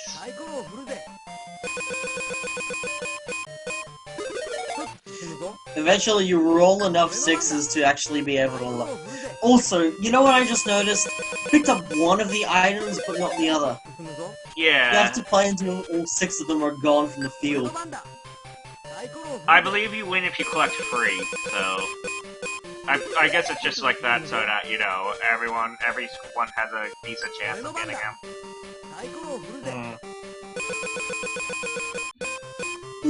Super weird. So with that knowledge in mind, you have the Order Vargin in your possession right now. And the rest of the stuff... No, wait! Not in my possession anymore! Ah! Good. Let's see, the Fi's Memory and the Fi's... Up, I think? Down at the bottom. The Fi's Edge at the top left, and... Oh, what's the other thing over there? Fi's Pointer, I think? And then on the top right was the Order Vargin, and I don't know what that last one is. Go fig, the AI failed the minigame. Whatever. Taking back my motorcycle.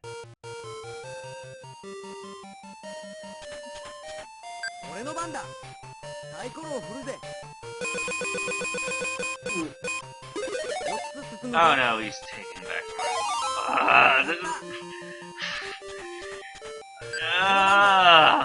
I could make so many bad punch-out jokes here. I think this is supposed to be a metaphor for how often the transformation devices of this particular series change hands, because that happens a lot, and it's used to fuck with the perception of other people. Like, there's one instance where the secondary rider, that's the main rider's gear, they use it to trick another character to fighting him. Like, it's super weird that way. Like, and for the majority of the series, one particular character does not know the true identity of another.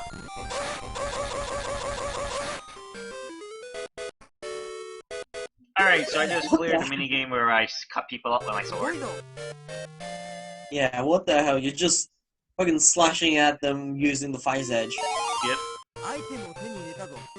I guess you're supposed to move your cursor over them in circles and stuff. You're meant to do a circular motion on the... No, he took my bike again! At least it didn't take your Fire's Edge. And sword and stuff.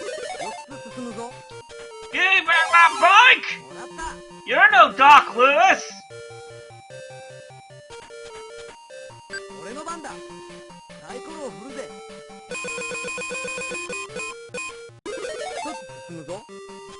Wonder what determines item. Oh god, sorry. I wonder what determines item steals. If you run past an opponent, you get that item. That's that simple. So, if you land on the same spot that they do? Yeah, if you you don't even need to land perfect on it. If you touch them, if you go past them, you take one item from them. No, what I mean is that you may not steal your items if you land directly on their space. I'm not sure.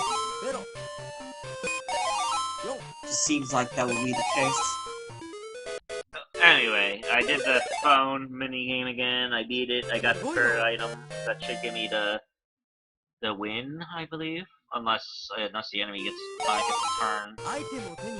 Let's see. Yeah, here we go. Yep, first place. Alright, so which minigame did we not see? That one, I believe. How does the Vice pointer? Oh, okay. There's the Sega Master System. Alright, so it's telling you to make like a diagonal upward slash motion. Ah, that one wasn't good enough.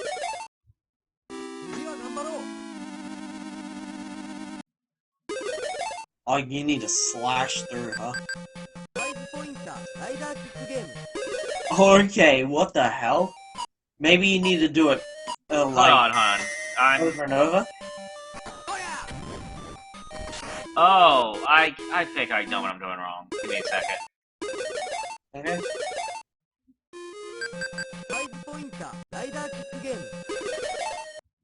Alright, so from what I can see, like tapping on it ends the sets the confirms the action. So maybe if I do the motion first and then click. Let's see. No. Maybe I gotta hold the click down. Wait a second.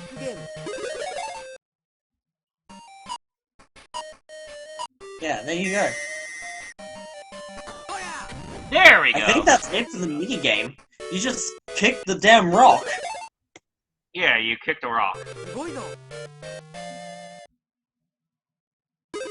So yeah, I gotta hold the pointer, I gotta hold click down and do the motion while he's preparing, while he's jumping to get the kick right. Fires hates rocks. Yeah. There was a mini game in like one of this, I believe the Aba Ranger game, where you drilled through a rock for no good reason, other than like hitting rocks. So yeah, rocks. Damn training regime, which is weird because this rider is supposed to be dead. Indeed. Again, Sega Pico game. Don't overthink the canon. So this is a star collecting word game. Wait. Why would you just go for the 1 star? Whatever, I won't question it. Maybe like guaranteed stuff, not easy to land on the others. You have to choose a Anyway, multitude yeah, of the boxes goal of there. this is basically to collect more stars than the rest of everybody, rest of the folks, you know? By the end. Yes. Yeah. So yeah, it's like literally Mario Party here. except you get stars for landing on spaces. Yep.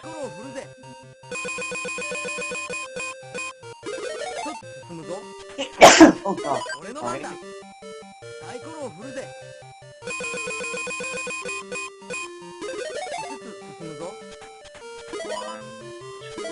I'm gonna land on this minigame space.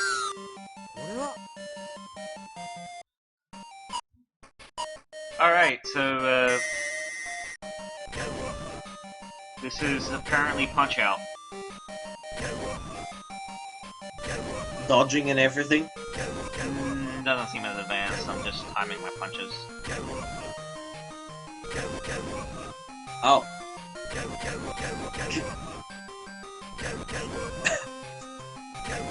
Why aren't you dead yet? There we go.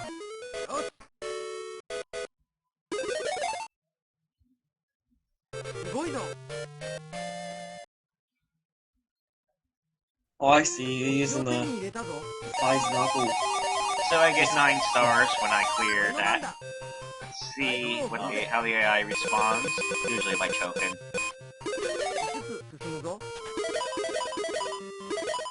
I guess Why did you do that kind of movement? That was dumb of him.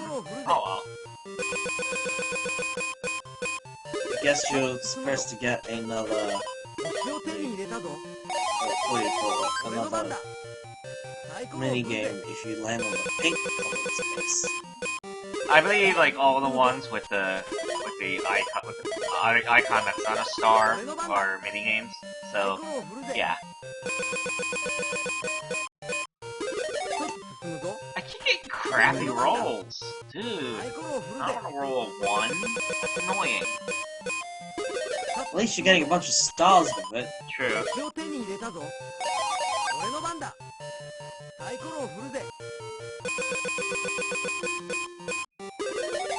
I rolled another 1! Holy heck.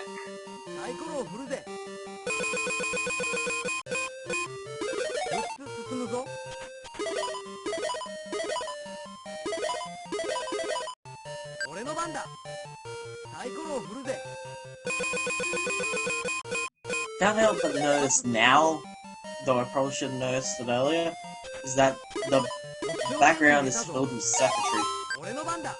Yep. It looks like a circuit board. Yeah. I don't know why that is, because that isn't maybe it's just because it's all technological and stuff. Like, when the riders transform, they get surrounded by Tron lines. Common Raiders walking all over your main cabinets confirmed.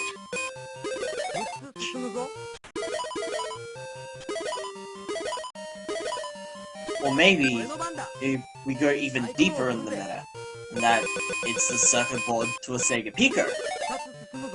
Oh. Oh. I'll have to look into that, maybe. Alright, so this minigame's basically a puzzle. I gotta select the piece that that's highlighting to complete this. Oh, you're constructing the Fize phone together. It's got the Fize Excel memory in, actually. Yep. You know, speaking of Japanese stuff, localized and Sega stuff, oh god, actually no, wait.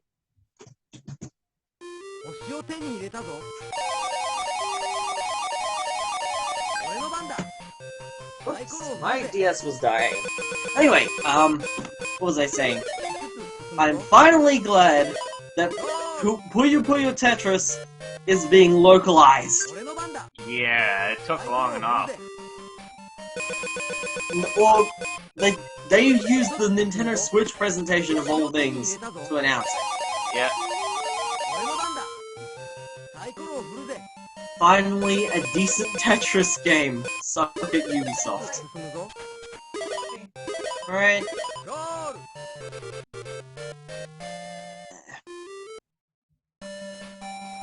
So why did the AI go right for the goal when it was losing?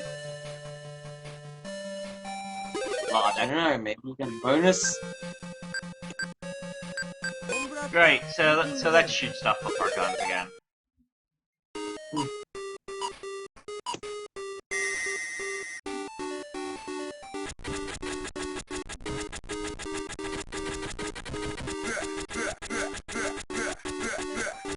I guess this is like the last remaining minigame on this page. You haven't done. There we go. Shot a guy dead. Load. We just load him with bullets.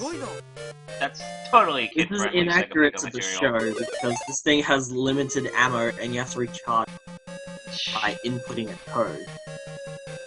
The Konami code. Sadly, not the Konami code, but in essence, yes. Oi, copy page. Alright, so yeah, I did say I was going to show you the Deca Ranger game. There's a bunch of other Sentai games, but Deca Ranger one's the one I most recently looked at, and it's got an interesting graphical style to it, in my opinion. Whew. As a fan of Deca Ranger, I'm very curious.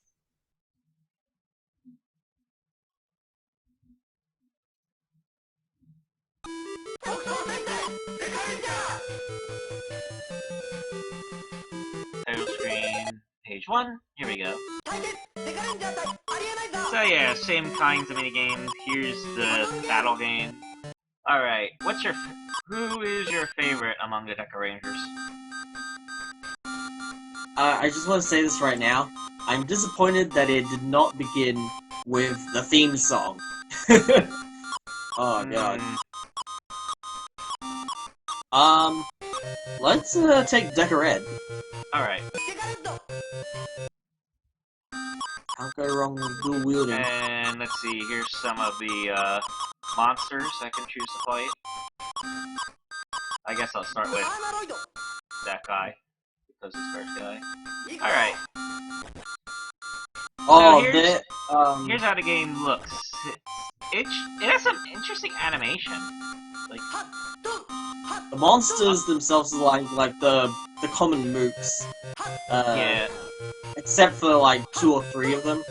Like the last one on the bottom right corner is actually supposed to be like the whole leader.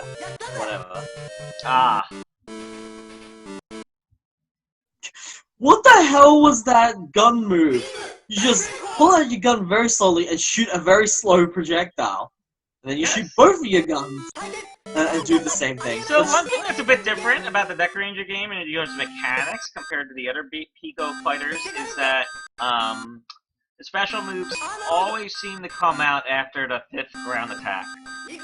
Like, let me demonstrate that. 1, 2, 3, 4, 5. Gun. 1, 2, 3, 4, 5. 2 guns. 1, 2, 3, 4. Oh. He combines his guns and then fires. Those are Deca Red's free specials. Ah. Then you see like Deca Blue. Some characters have more specials than others. Also, it did crap for damage. What the hell? This is trading mode. It's just I'm just demonstrating it. Ah. And I guess okay, yeah. And I guess Green. What's interesting about this is that they all Deca they Green's only fighting use stance their, looks silly. Look at that. It looks like he's got Dalsim arms. Yeah. That is true. Jeez. The weapons that they're using in terms of the original Deca Rangers is the D-Knuckle and the D-Stick, which are combined in various modes depending on which Deca Ranger is using it. I see. You have the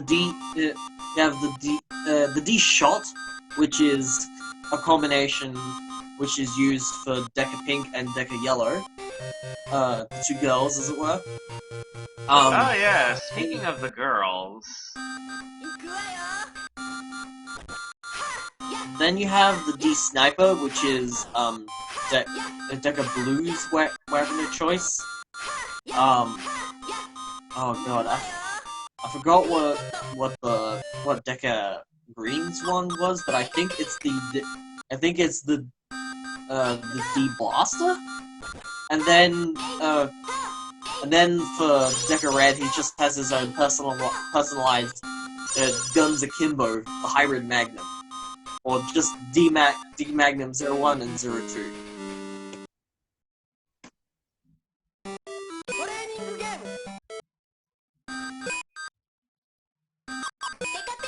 So yeah, what I was gonna say is that the girls seem to have quite the proportions in this Give game. me a sec.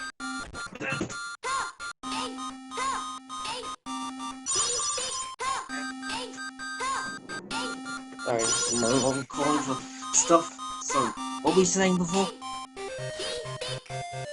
I was saying the girls in this game have proportions. Yeah, something like that. I think, yeah, I noticed. Yeah, I guess maybe it's especially funny comparing it to the other Pico games with the Sentai characters, where they're more normally proportioned. In this one, they clearly have really exaggerated boobs. Well, I guess the one thing that I would notice in that sort of case is I guess for some reason I think of it like how it was when the footage, when the archive footage of the Yellow Ranger was in Mighty Morphin Power Rangers, because originally that character was male in Kyoryu Sentai's Zyuranger, instead of female as she was in Mighty Morphin Power Rangers.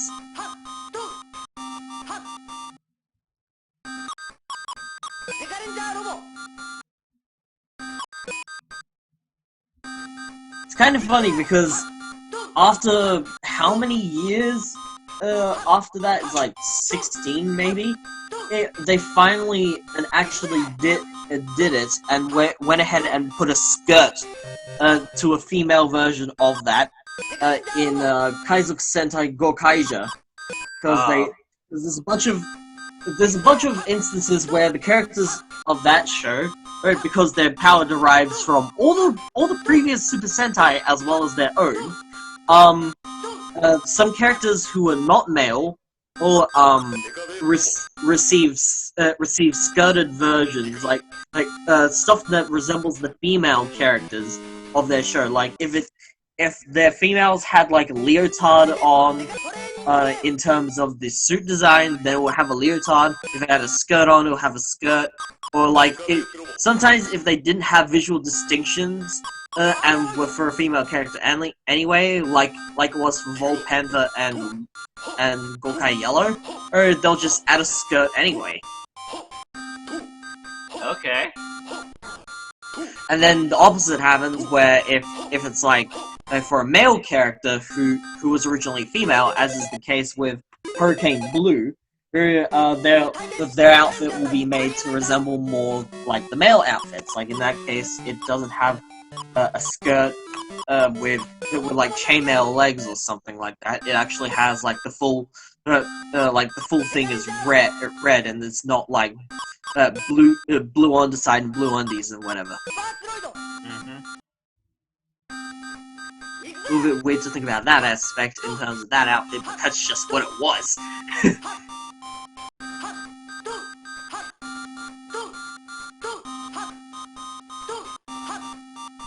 I guess you can also choose your weapon with the Deca Ranger Robo. Yeah. You can either go in with your fist, your gun, or a sword. Kind of weird to look at, actually, because it's weird wait, because it seems like they kind of like hacked in the sprites for gun and sword. So like he just punches up until he does a special, and then like if he fires the gun, he fires the gun. And it's a very quick animation. The sword though is kind of like janky. It feels like it was like you don't even get any extended range from the sword. It's kind of dumb. The animation for like the or rather the characters present seem to reflect a very early Deca Ranger, because the only real things outside of the original Deca Ranger Robo, as well as the 5 Deca Rangers themselves, that they have present and selectable here, are Deca Master, who is their leader, Doggy Kruger, and the Deca Base Robo, which is one of the largest mecha that they have on the show, and is the mobilized version of the Deca Base. For this reason, one of the goals at the end of this series was actually for the bad guys to infiltrate it and take it over and basically use it to destroy the city.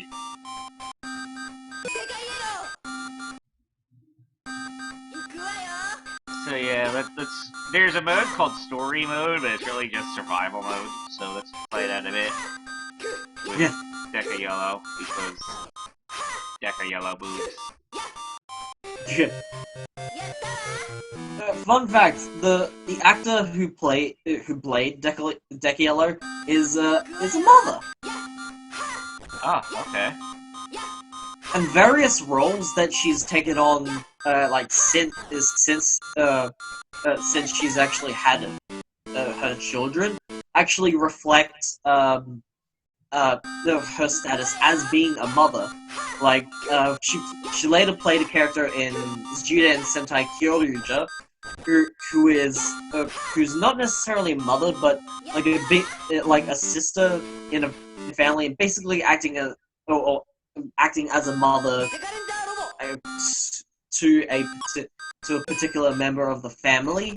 And later on, her original character that she played, Jasmine, which is Deca Yellow, was later made into a mother in a special that took place and was announced like roughly 10 years after the original airing of this show.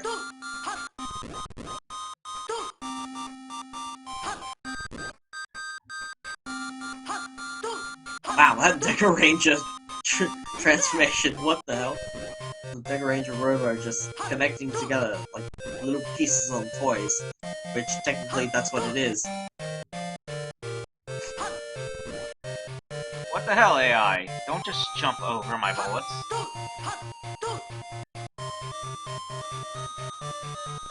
There. Trying to play a long game, huh?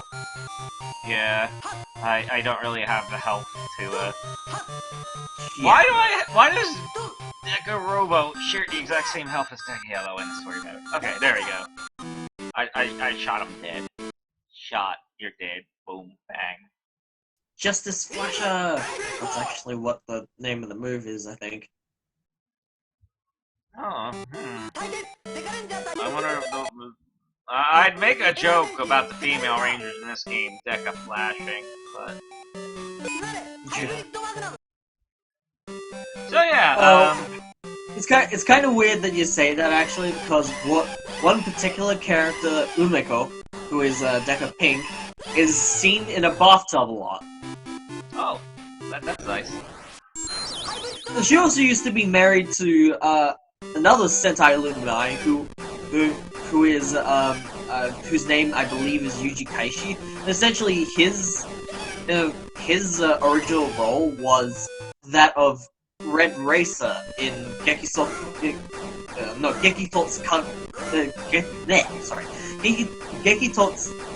Sentai Car Ranger, and essentially what he's most known for these days is actually being the current voice of Ken Masters in Street Fighter. And basically, him and the actress for Umeko used to be married at one point, but they broke up due to personal reasons. Kind of weird. I won't ask about it.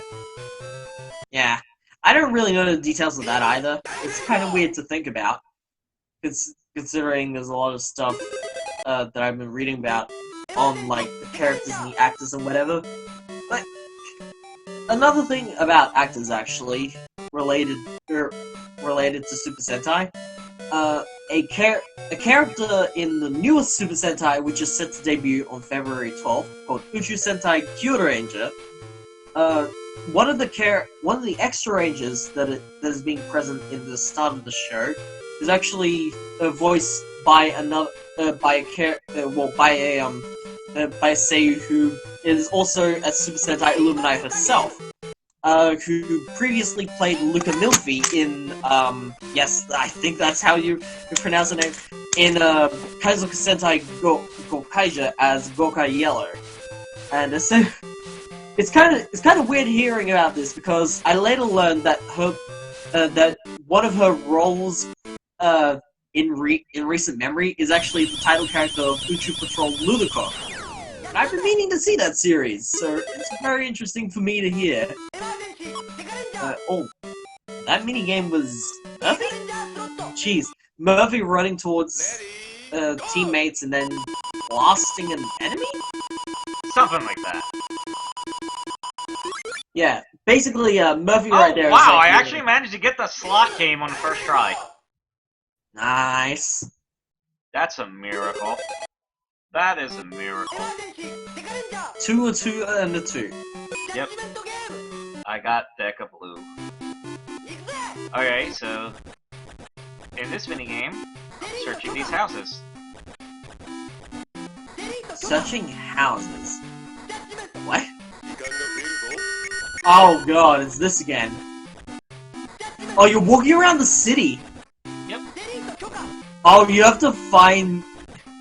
What the hell? You actually have to look for criminals. Yes. You have to look for criminals and judge them. That's basically what you're doing there. That's the reason why the characters are showing like that's called the SP license, and it has a judgment function. Essentially, they go into judgment time. The largest court in the galaxy, yes, the largest court in the galaxy, makes a decision on whether or not the alienizer is approved for deletion. In other words, killing them. And fun fact, only in the 10 years after special did they explain how this actually works. Apparently, there's a planet all the way somewhere in the galaxy where time is displaced very weirdly. And apparently, the process that normally takes 10 seconds of real time actually takes place over 8 months in that planet.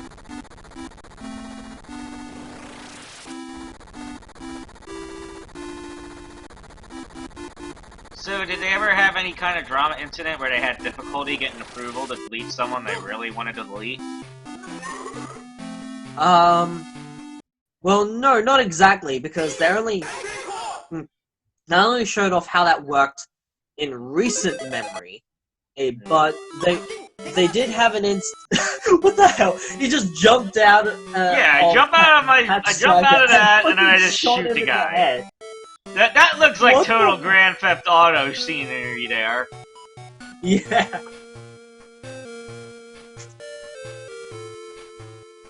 So, back to what I was saying.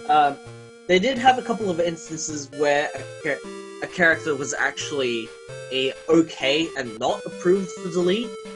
But usually they were actually innocent for a reason. Like falsely accused, stuff like that. Yeah, so there was never a case where the court was wrong. Like the very few instances in which that actually happened in the show, I think it was very early. For the most part, everyone else was approved for delete. Also, you're using the Pat Gyro now to pick up the teammates. Yep. I just picked everyone up from buildings because apparently they were stranded on top of roofs for some reason. Yeah. That is weird. Oh boy, another race game.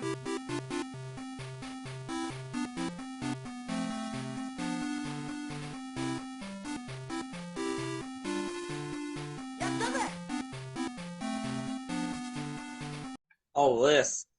Pat Gyro racing against Pat Striker. Yep.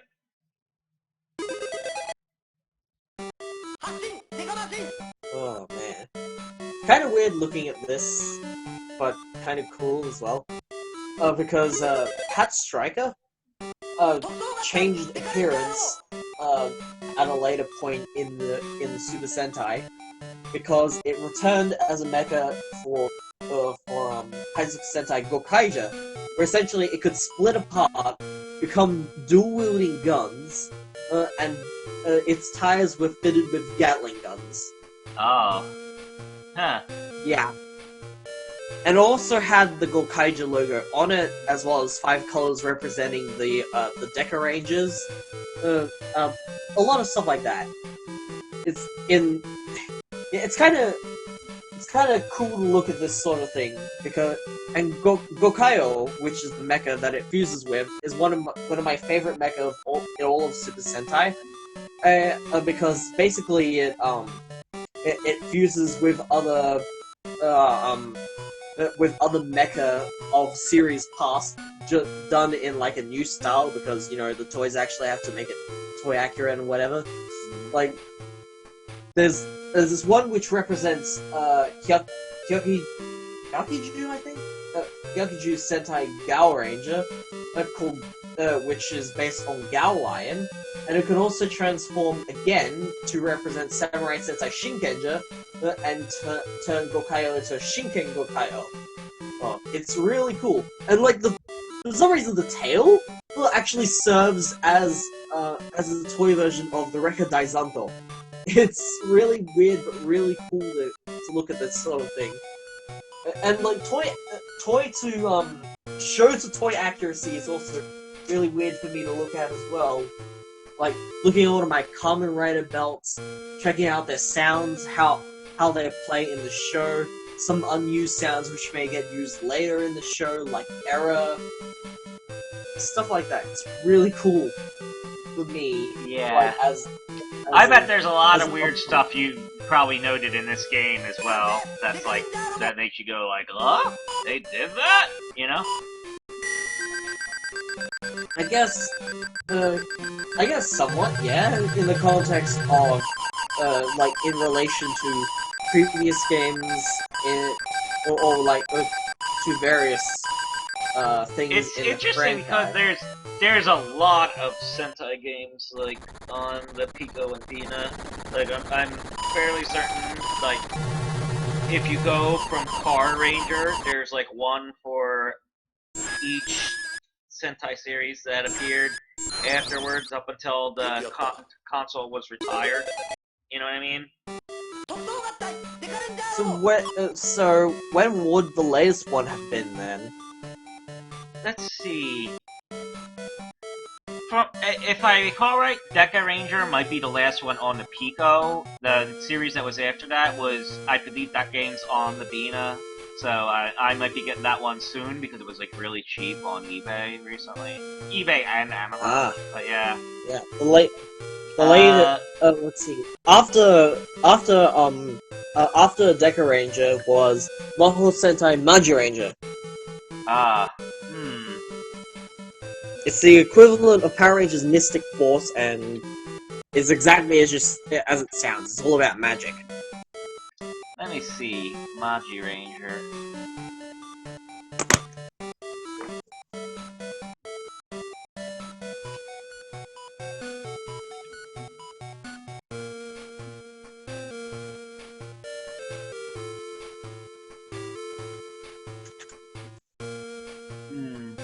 Can't tell what platform Magi Ranger might be on. Magi Ranger might be on Dina, so I'll check it later. Alright.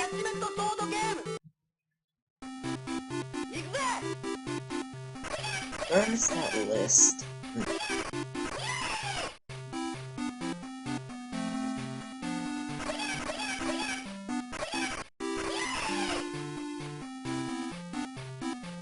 Chrome, please. Excuse me. Okay.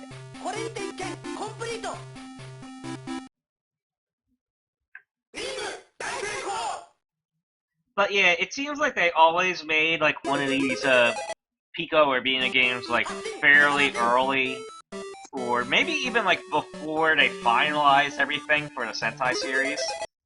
So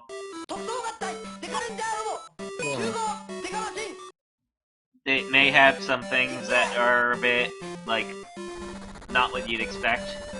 I'm not entirely sure about specifics in that regard, but yeah. Well, it seems like most of these are based on like early iteration or like early episodes and whatever. Like Yeah. not many would have been I believe the same done. goes for many other franchises. Like, when I played, like, the Pretty Cure game for the Pico, like, it pretty much just had stuff from the first episode. Literally, the first episode, and that's about it. Hang on.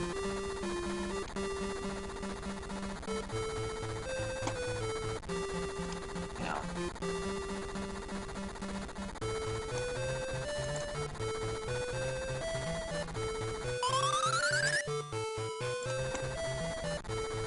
Oh, according to this list on the Advanced Pico Bina, the list of games that were released that were from the Super Sentai series are it started from Gogo Sentai Bokenja and went up to Tensou Sentai Goseija.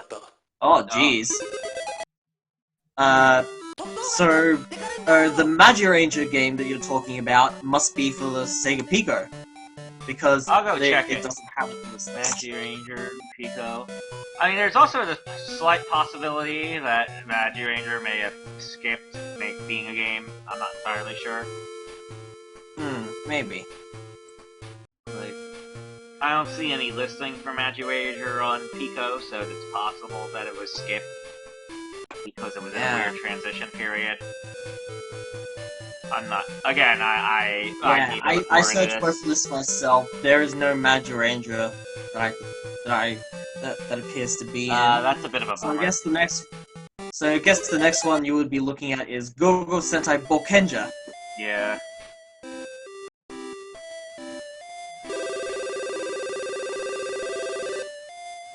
Cool. Fun fact: the Power Rangers equivalent is called Operation Overdrive. Yes.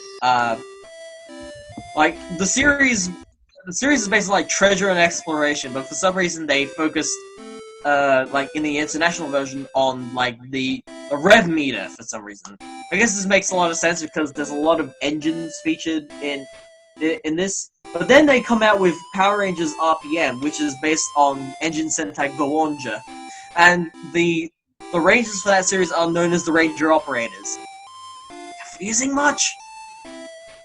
Indeed. Of course, that's Power Rangers for you. Oh god. Speaking of Power Rangers, they're getting started with Ninja Steel. Oh god. I kinda hope that it's a better series than the series that it was based on, because Ninja was kinda crap.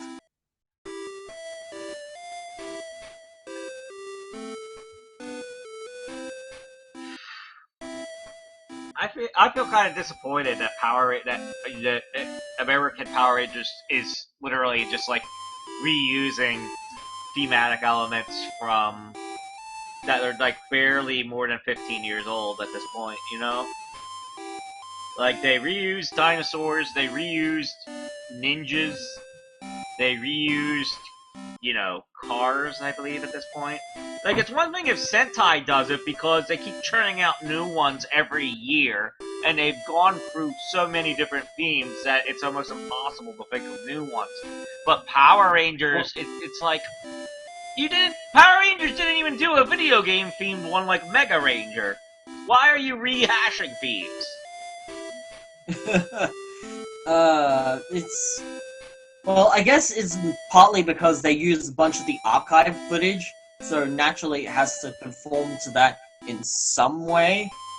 But also, it's kind of weird that you mentioned that actually, because the next series of Super Sentai, Uchu Sentai Kyuranger, is actually going to have input from Bandai of America. That's interesting. One of the first seasons to actually have American audiences and American input on the series, which I presume would affect how it's localized, and which which is actually a pretty smart move in my opinion, because they're going to be skipping over Zyuohger inevitably, because that's how the contract with Nickelodeon works with Saban Brands and how they make Power Rangers these days. They basically do like a single season for 2 years, and skip one season, which I'm still kind of bitter about, because the first time that they did this, they skipped over one of my favorite Super Sentai seasons, which is ironically a season which is very much like Power Rangers, more than it is Super Sentai. Yeah. Saban. I'm one that's making that kind of thinks like it was almost better back when Disney had it. You know. I feel like Kind of weird to think about Saban that. is blah. It is weird to think about that aspect. Yes. Like at this point, I kind of gave up following the U.S. Power Rangers, so it's like I mostly just listen to you, take your word on it. You know. Yeah. Like it's kind of weird. I don't really watch too much Power Rangers in like actual episodes, but I like hear stuff on occasion while I'm looking at news for various things in Tokusatsu and whatever. So like I like to take note of this on occasion. I'm probably not going to see the Power Rangers movie though. Just saying that right now. I heard some rumors about the designs of the Zord, and I'm like, no! You know? Actually, the full toy has been released at some point, so you can see the full Megazord for yourself. Oh, so it's... Still, the design made me go like, no! You know? Because it's made... Because it really looks alien and robotic. And it's still made out of dinosaurs. I like... It seems like the kind of design it feels like it's designed by people who don't understand what kids liked about Power Rangers to begin with. Well, same with, I guess, the Ranger suits as well. Let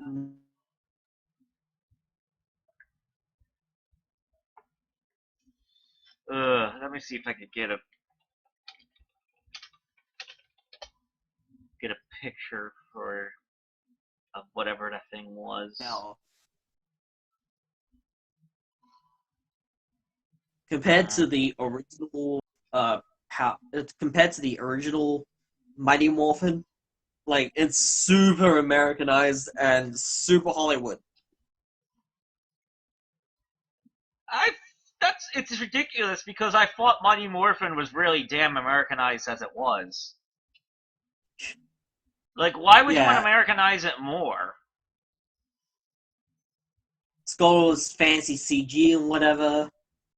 So weird to look at, which is probably the reason why in Japan they're keeping it as Power Rangers as a title rather than like Kyoto Sentai Zyuranger as it originally was.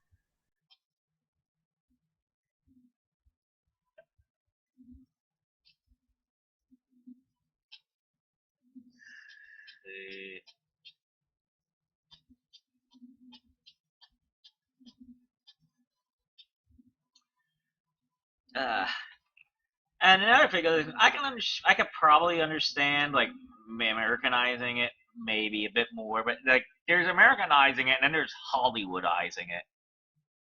Yeah, that's more what I meant. Like they put so much Hollywood into this, it's not even funny. One of the lines in the trailer is actually a. I can't believe they put this in the trailer. There's a joke where one particular character, like they're all floating in water and they're glowing various colors. Like like the one guy says I'm red, and then another guy says I'm blue, and then a third guy says I'm black, and he's like, and the blue guy, because he's like African something, like actually, you know, black as in a nationality and not like the glowing color. He said, "No, you're not," and then he's like, "Yes, I am." I can't believe they put that joke in the movie. What the fuck? Somehow that's even more offensive than making the Black Ranger black. Oh god. Like, why? Like catering to today, like it's kind of weird to look at this because all of these characters are supposed to be like in essence social rejects that just somehow gain this amazing fucking power. What the hell is the premise of this movie? Let me look at the TV Tropes article. Saban Power Rangers creating cinematic reboot. Power Rangers franchise produced by Saban and Lionsgate. Written by John Gattens with story by Burt Chartless and Matt Sazama. Blah, blah, blah, blah.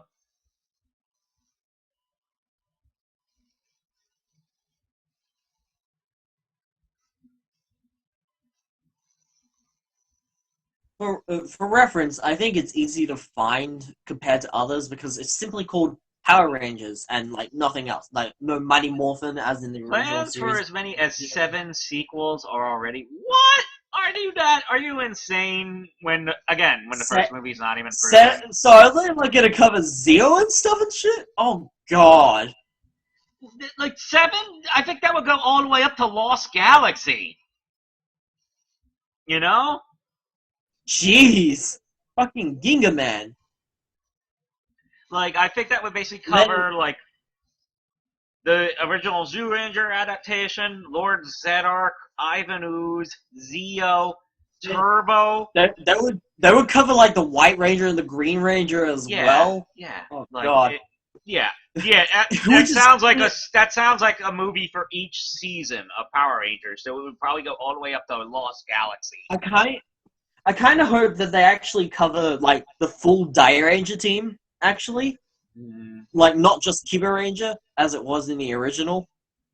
Even though the whole thing about Dire Ranger not actually being localized was that Kirin Ranger, who is the yellow one on the show, is actually supposed to be a drunken master. Yeah. And the whole plot about Tommy Oliver losing his Green Ranger powers is because in Zyuranger, the Green Ranger, or rather Dragon Ranger, Burai, actually dies. Mm-hmm. Being such a breakout character, and being like the first season, I don't think they could have killed him off, especially not with the popularity that he gained. So I guess the whole thing with Dire Ranger actually worked out for them. And then for some reason, the alien, like they had the fucking Kaka Ranger come in as aliens for some reason. Even though the Megazord associated with them is actually called the Ninja Megazord, which is actually pretty damn fine if you ask me.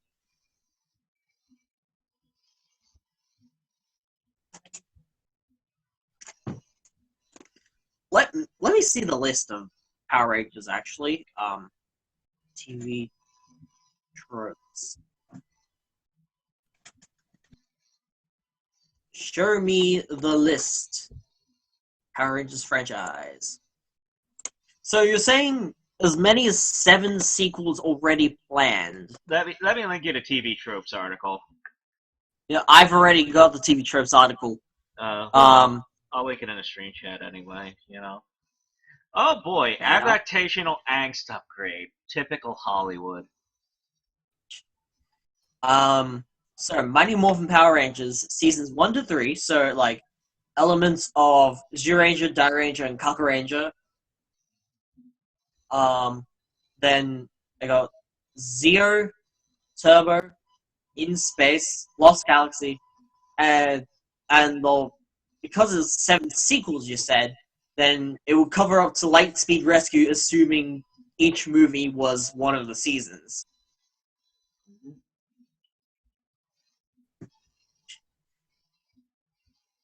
Not sure how I think about that.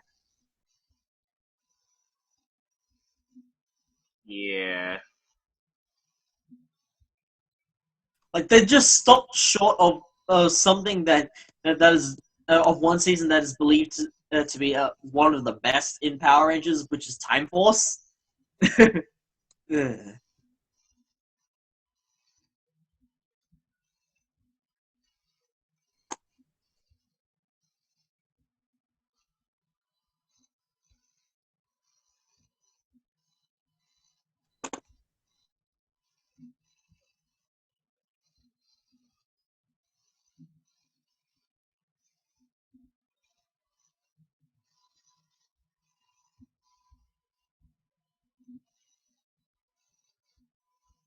What the hell is going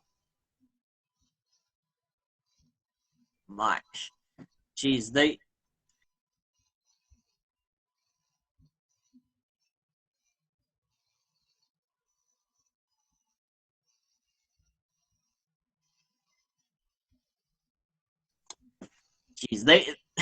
they went with the original names too. Uh, Also, shout outs to Rita Repulsa, who looks a bit like Poison Ivy.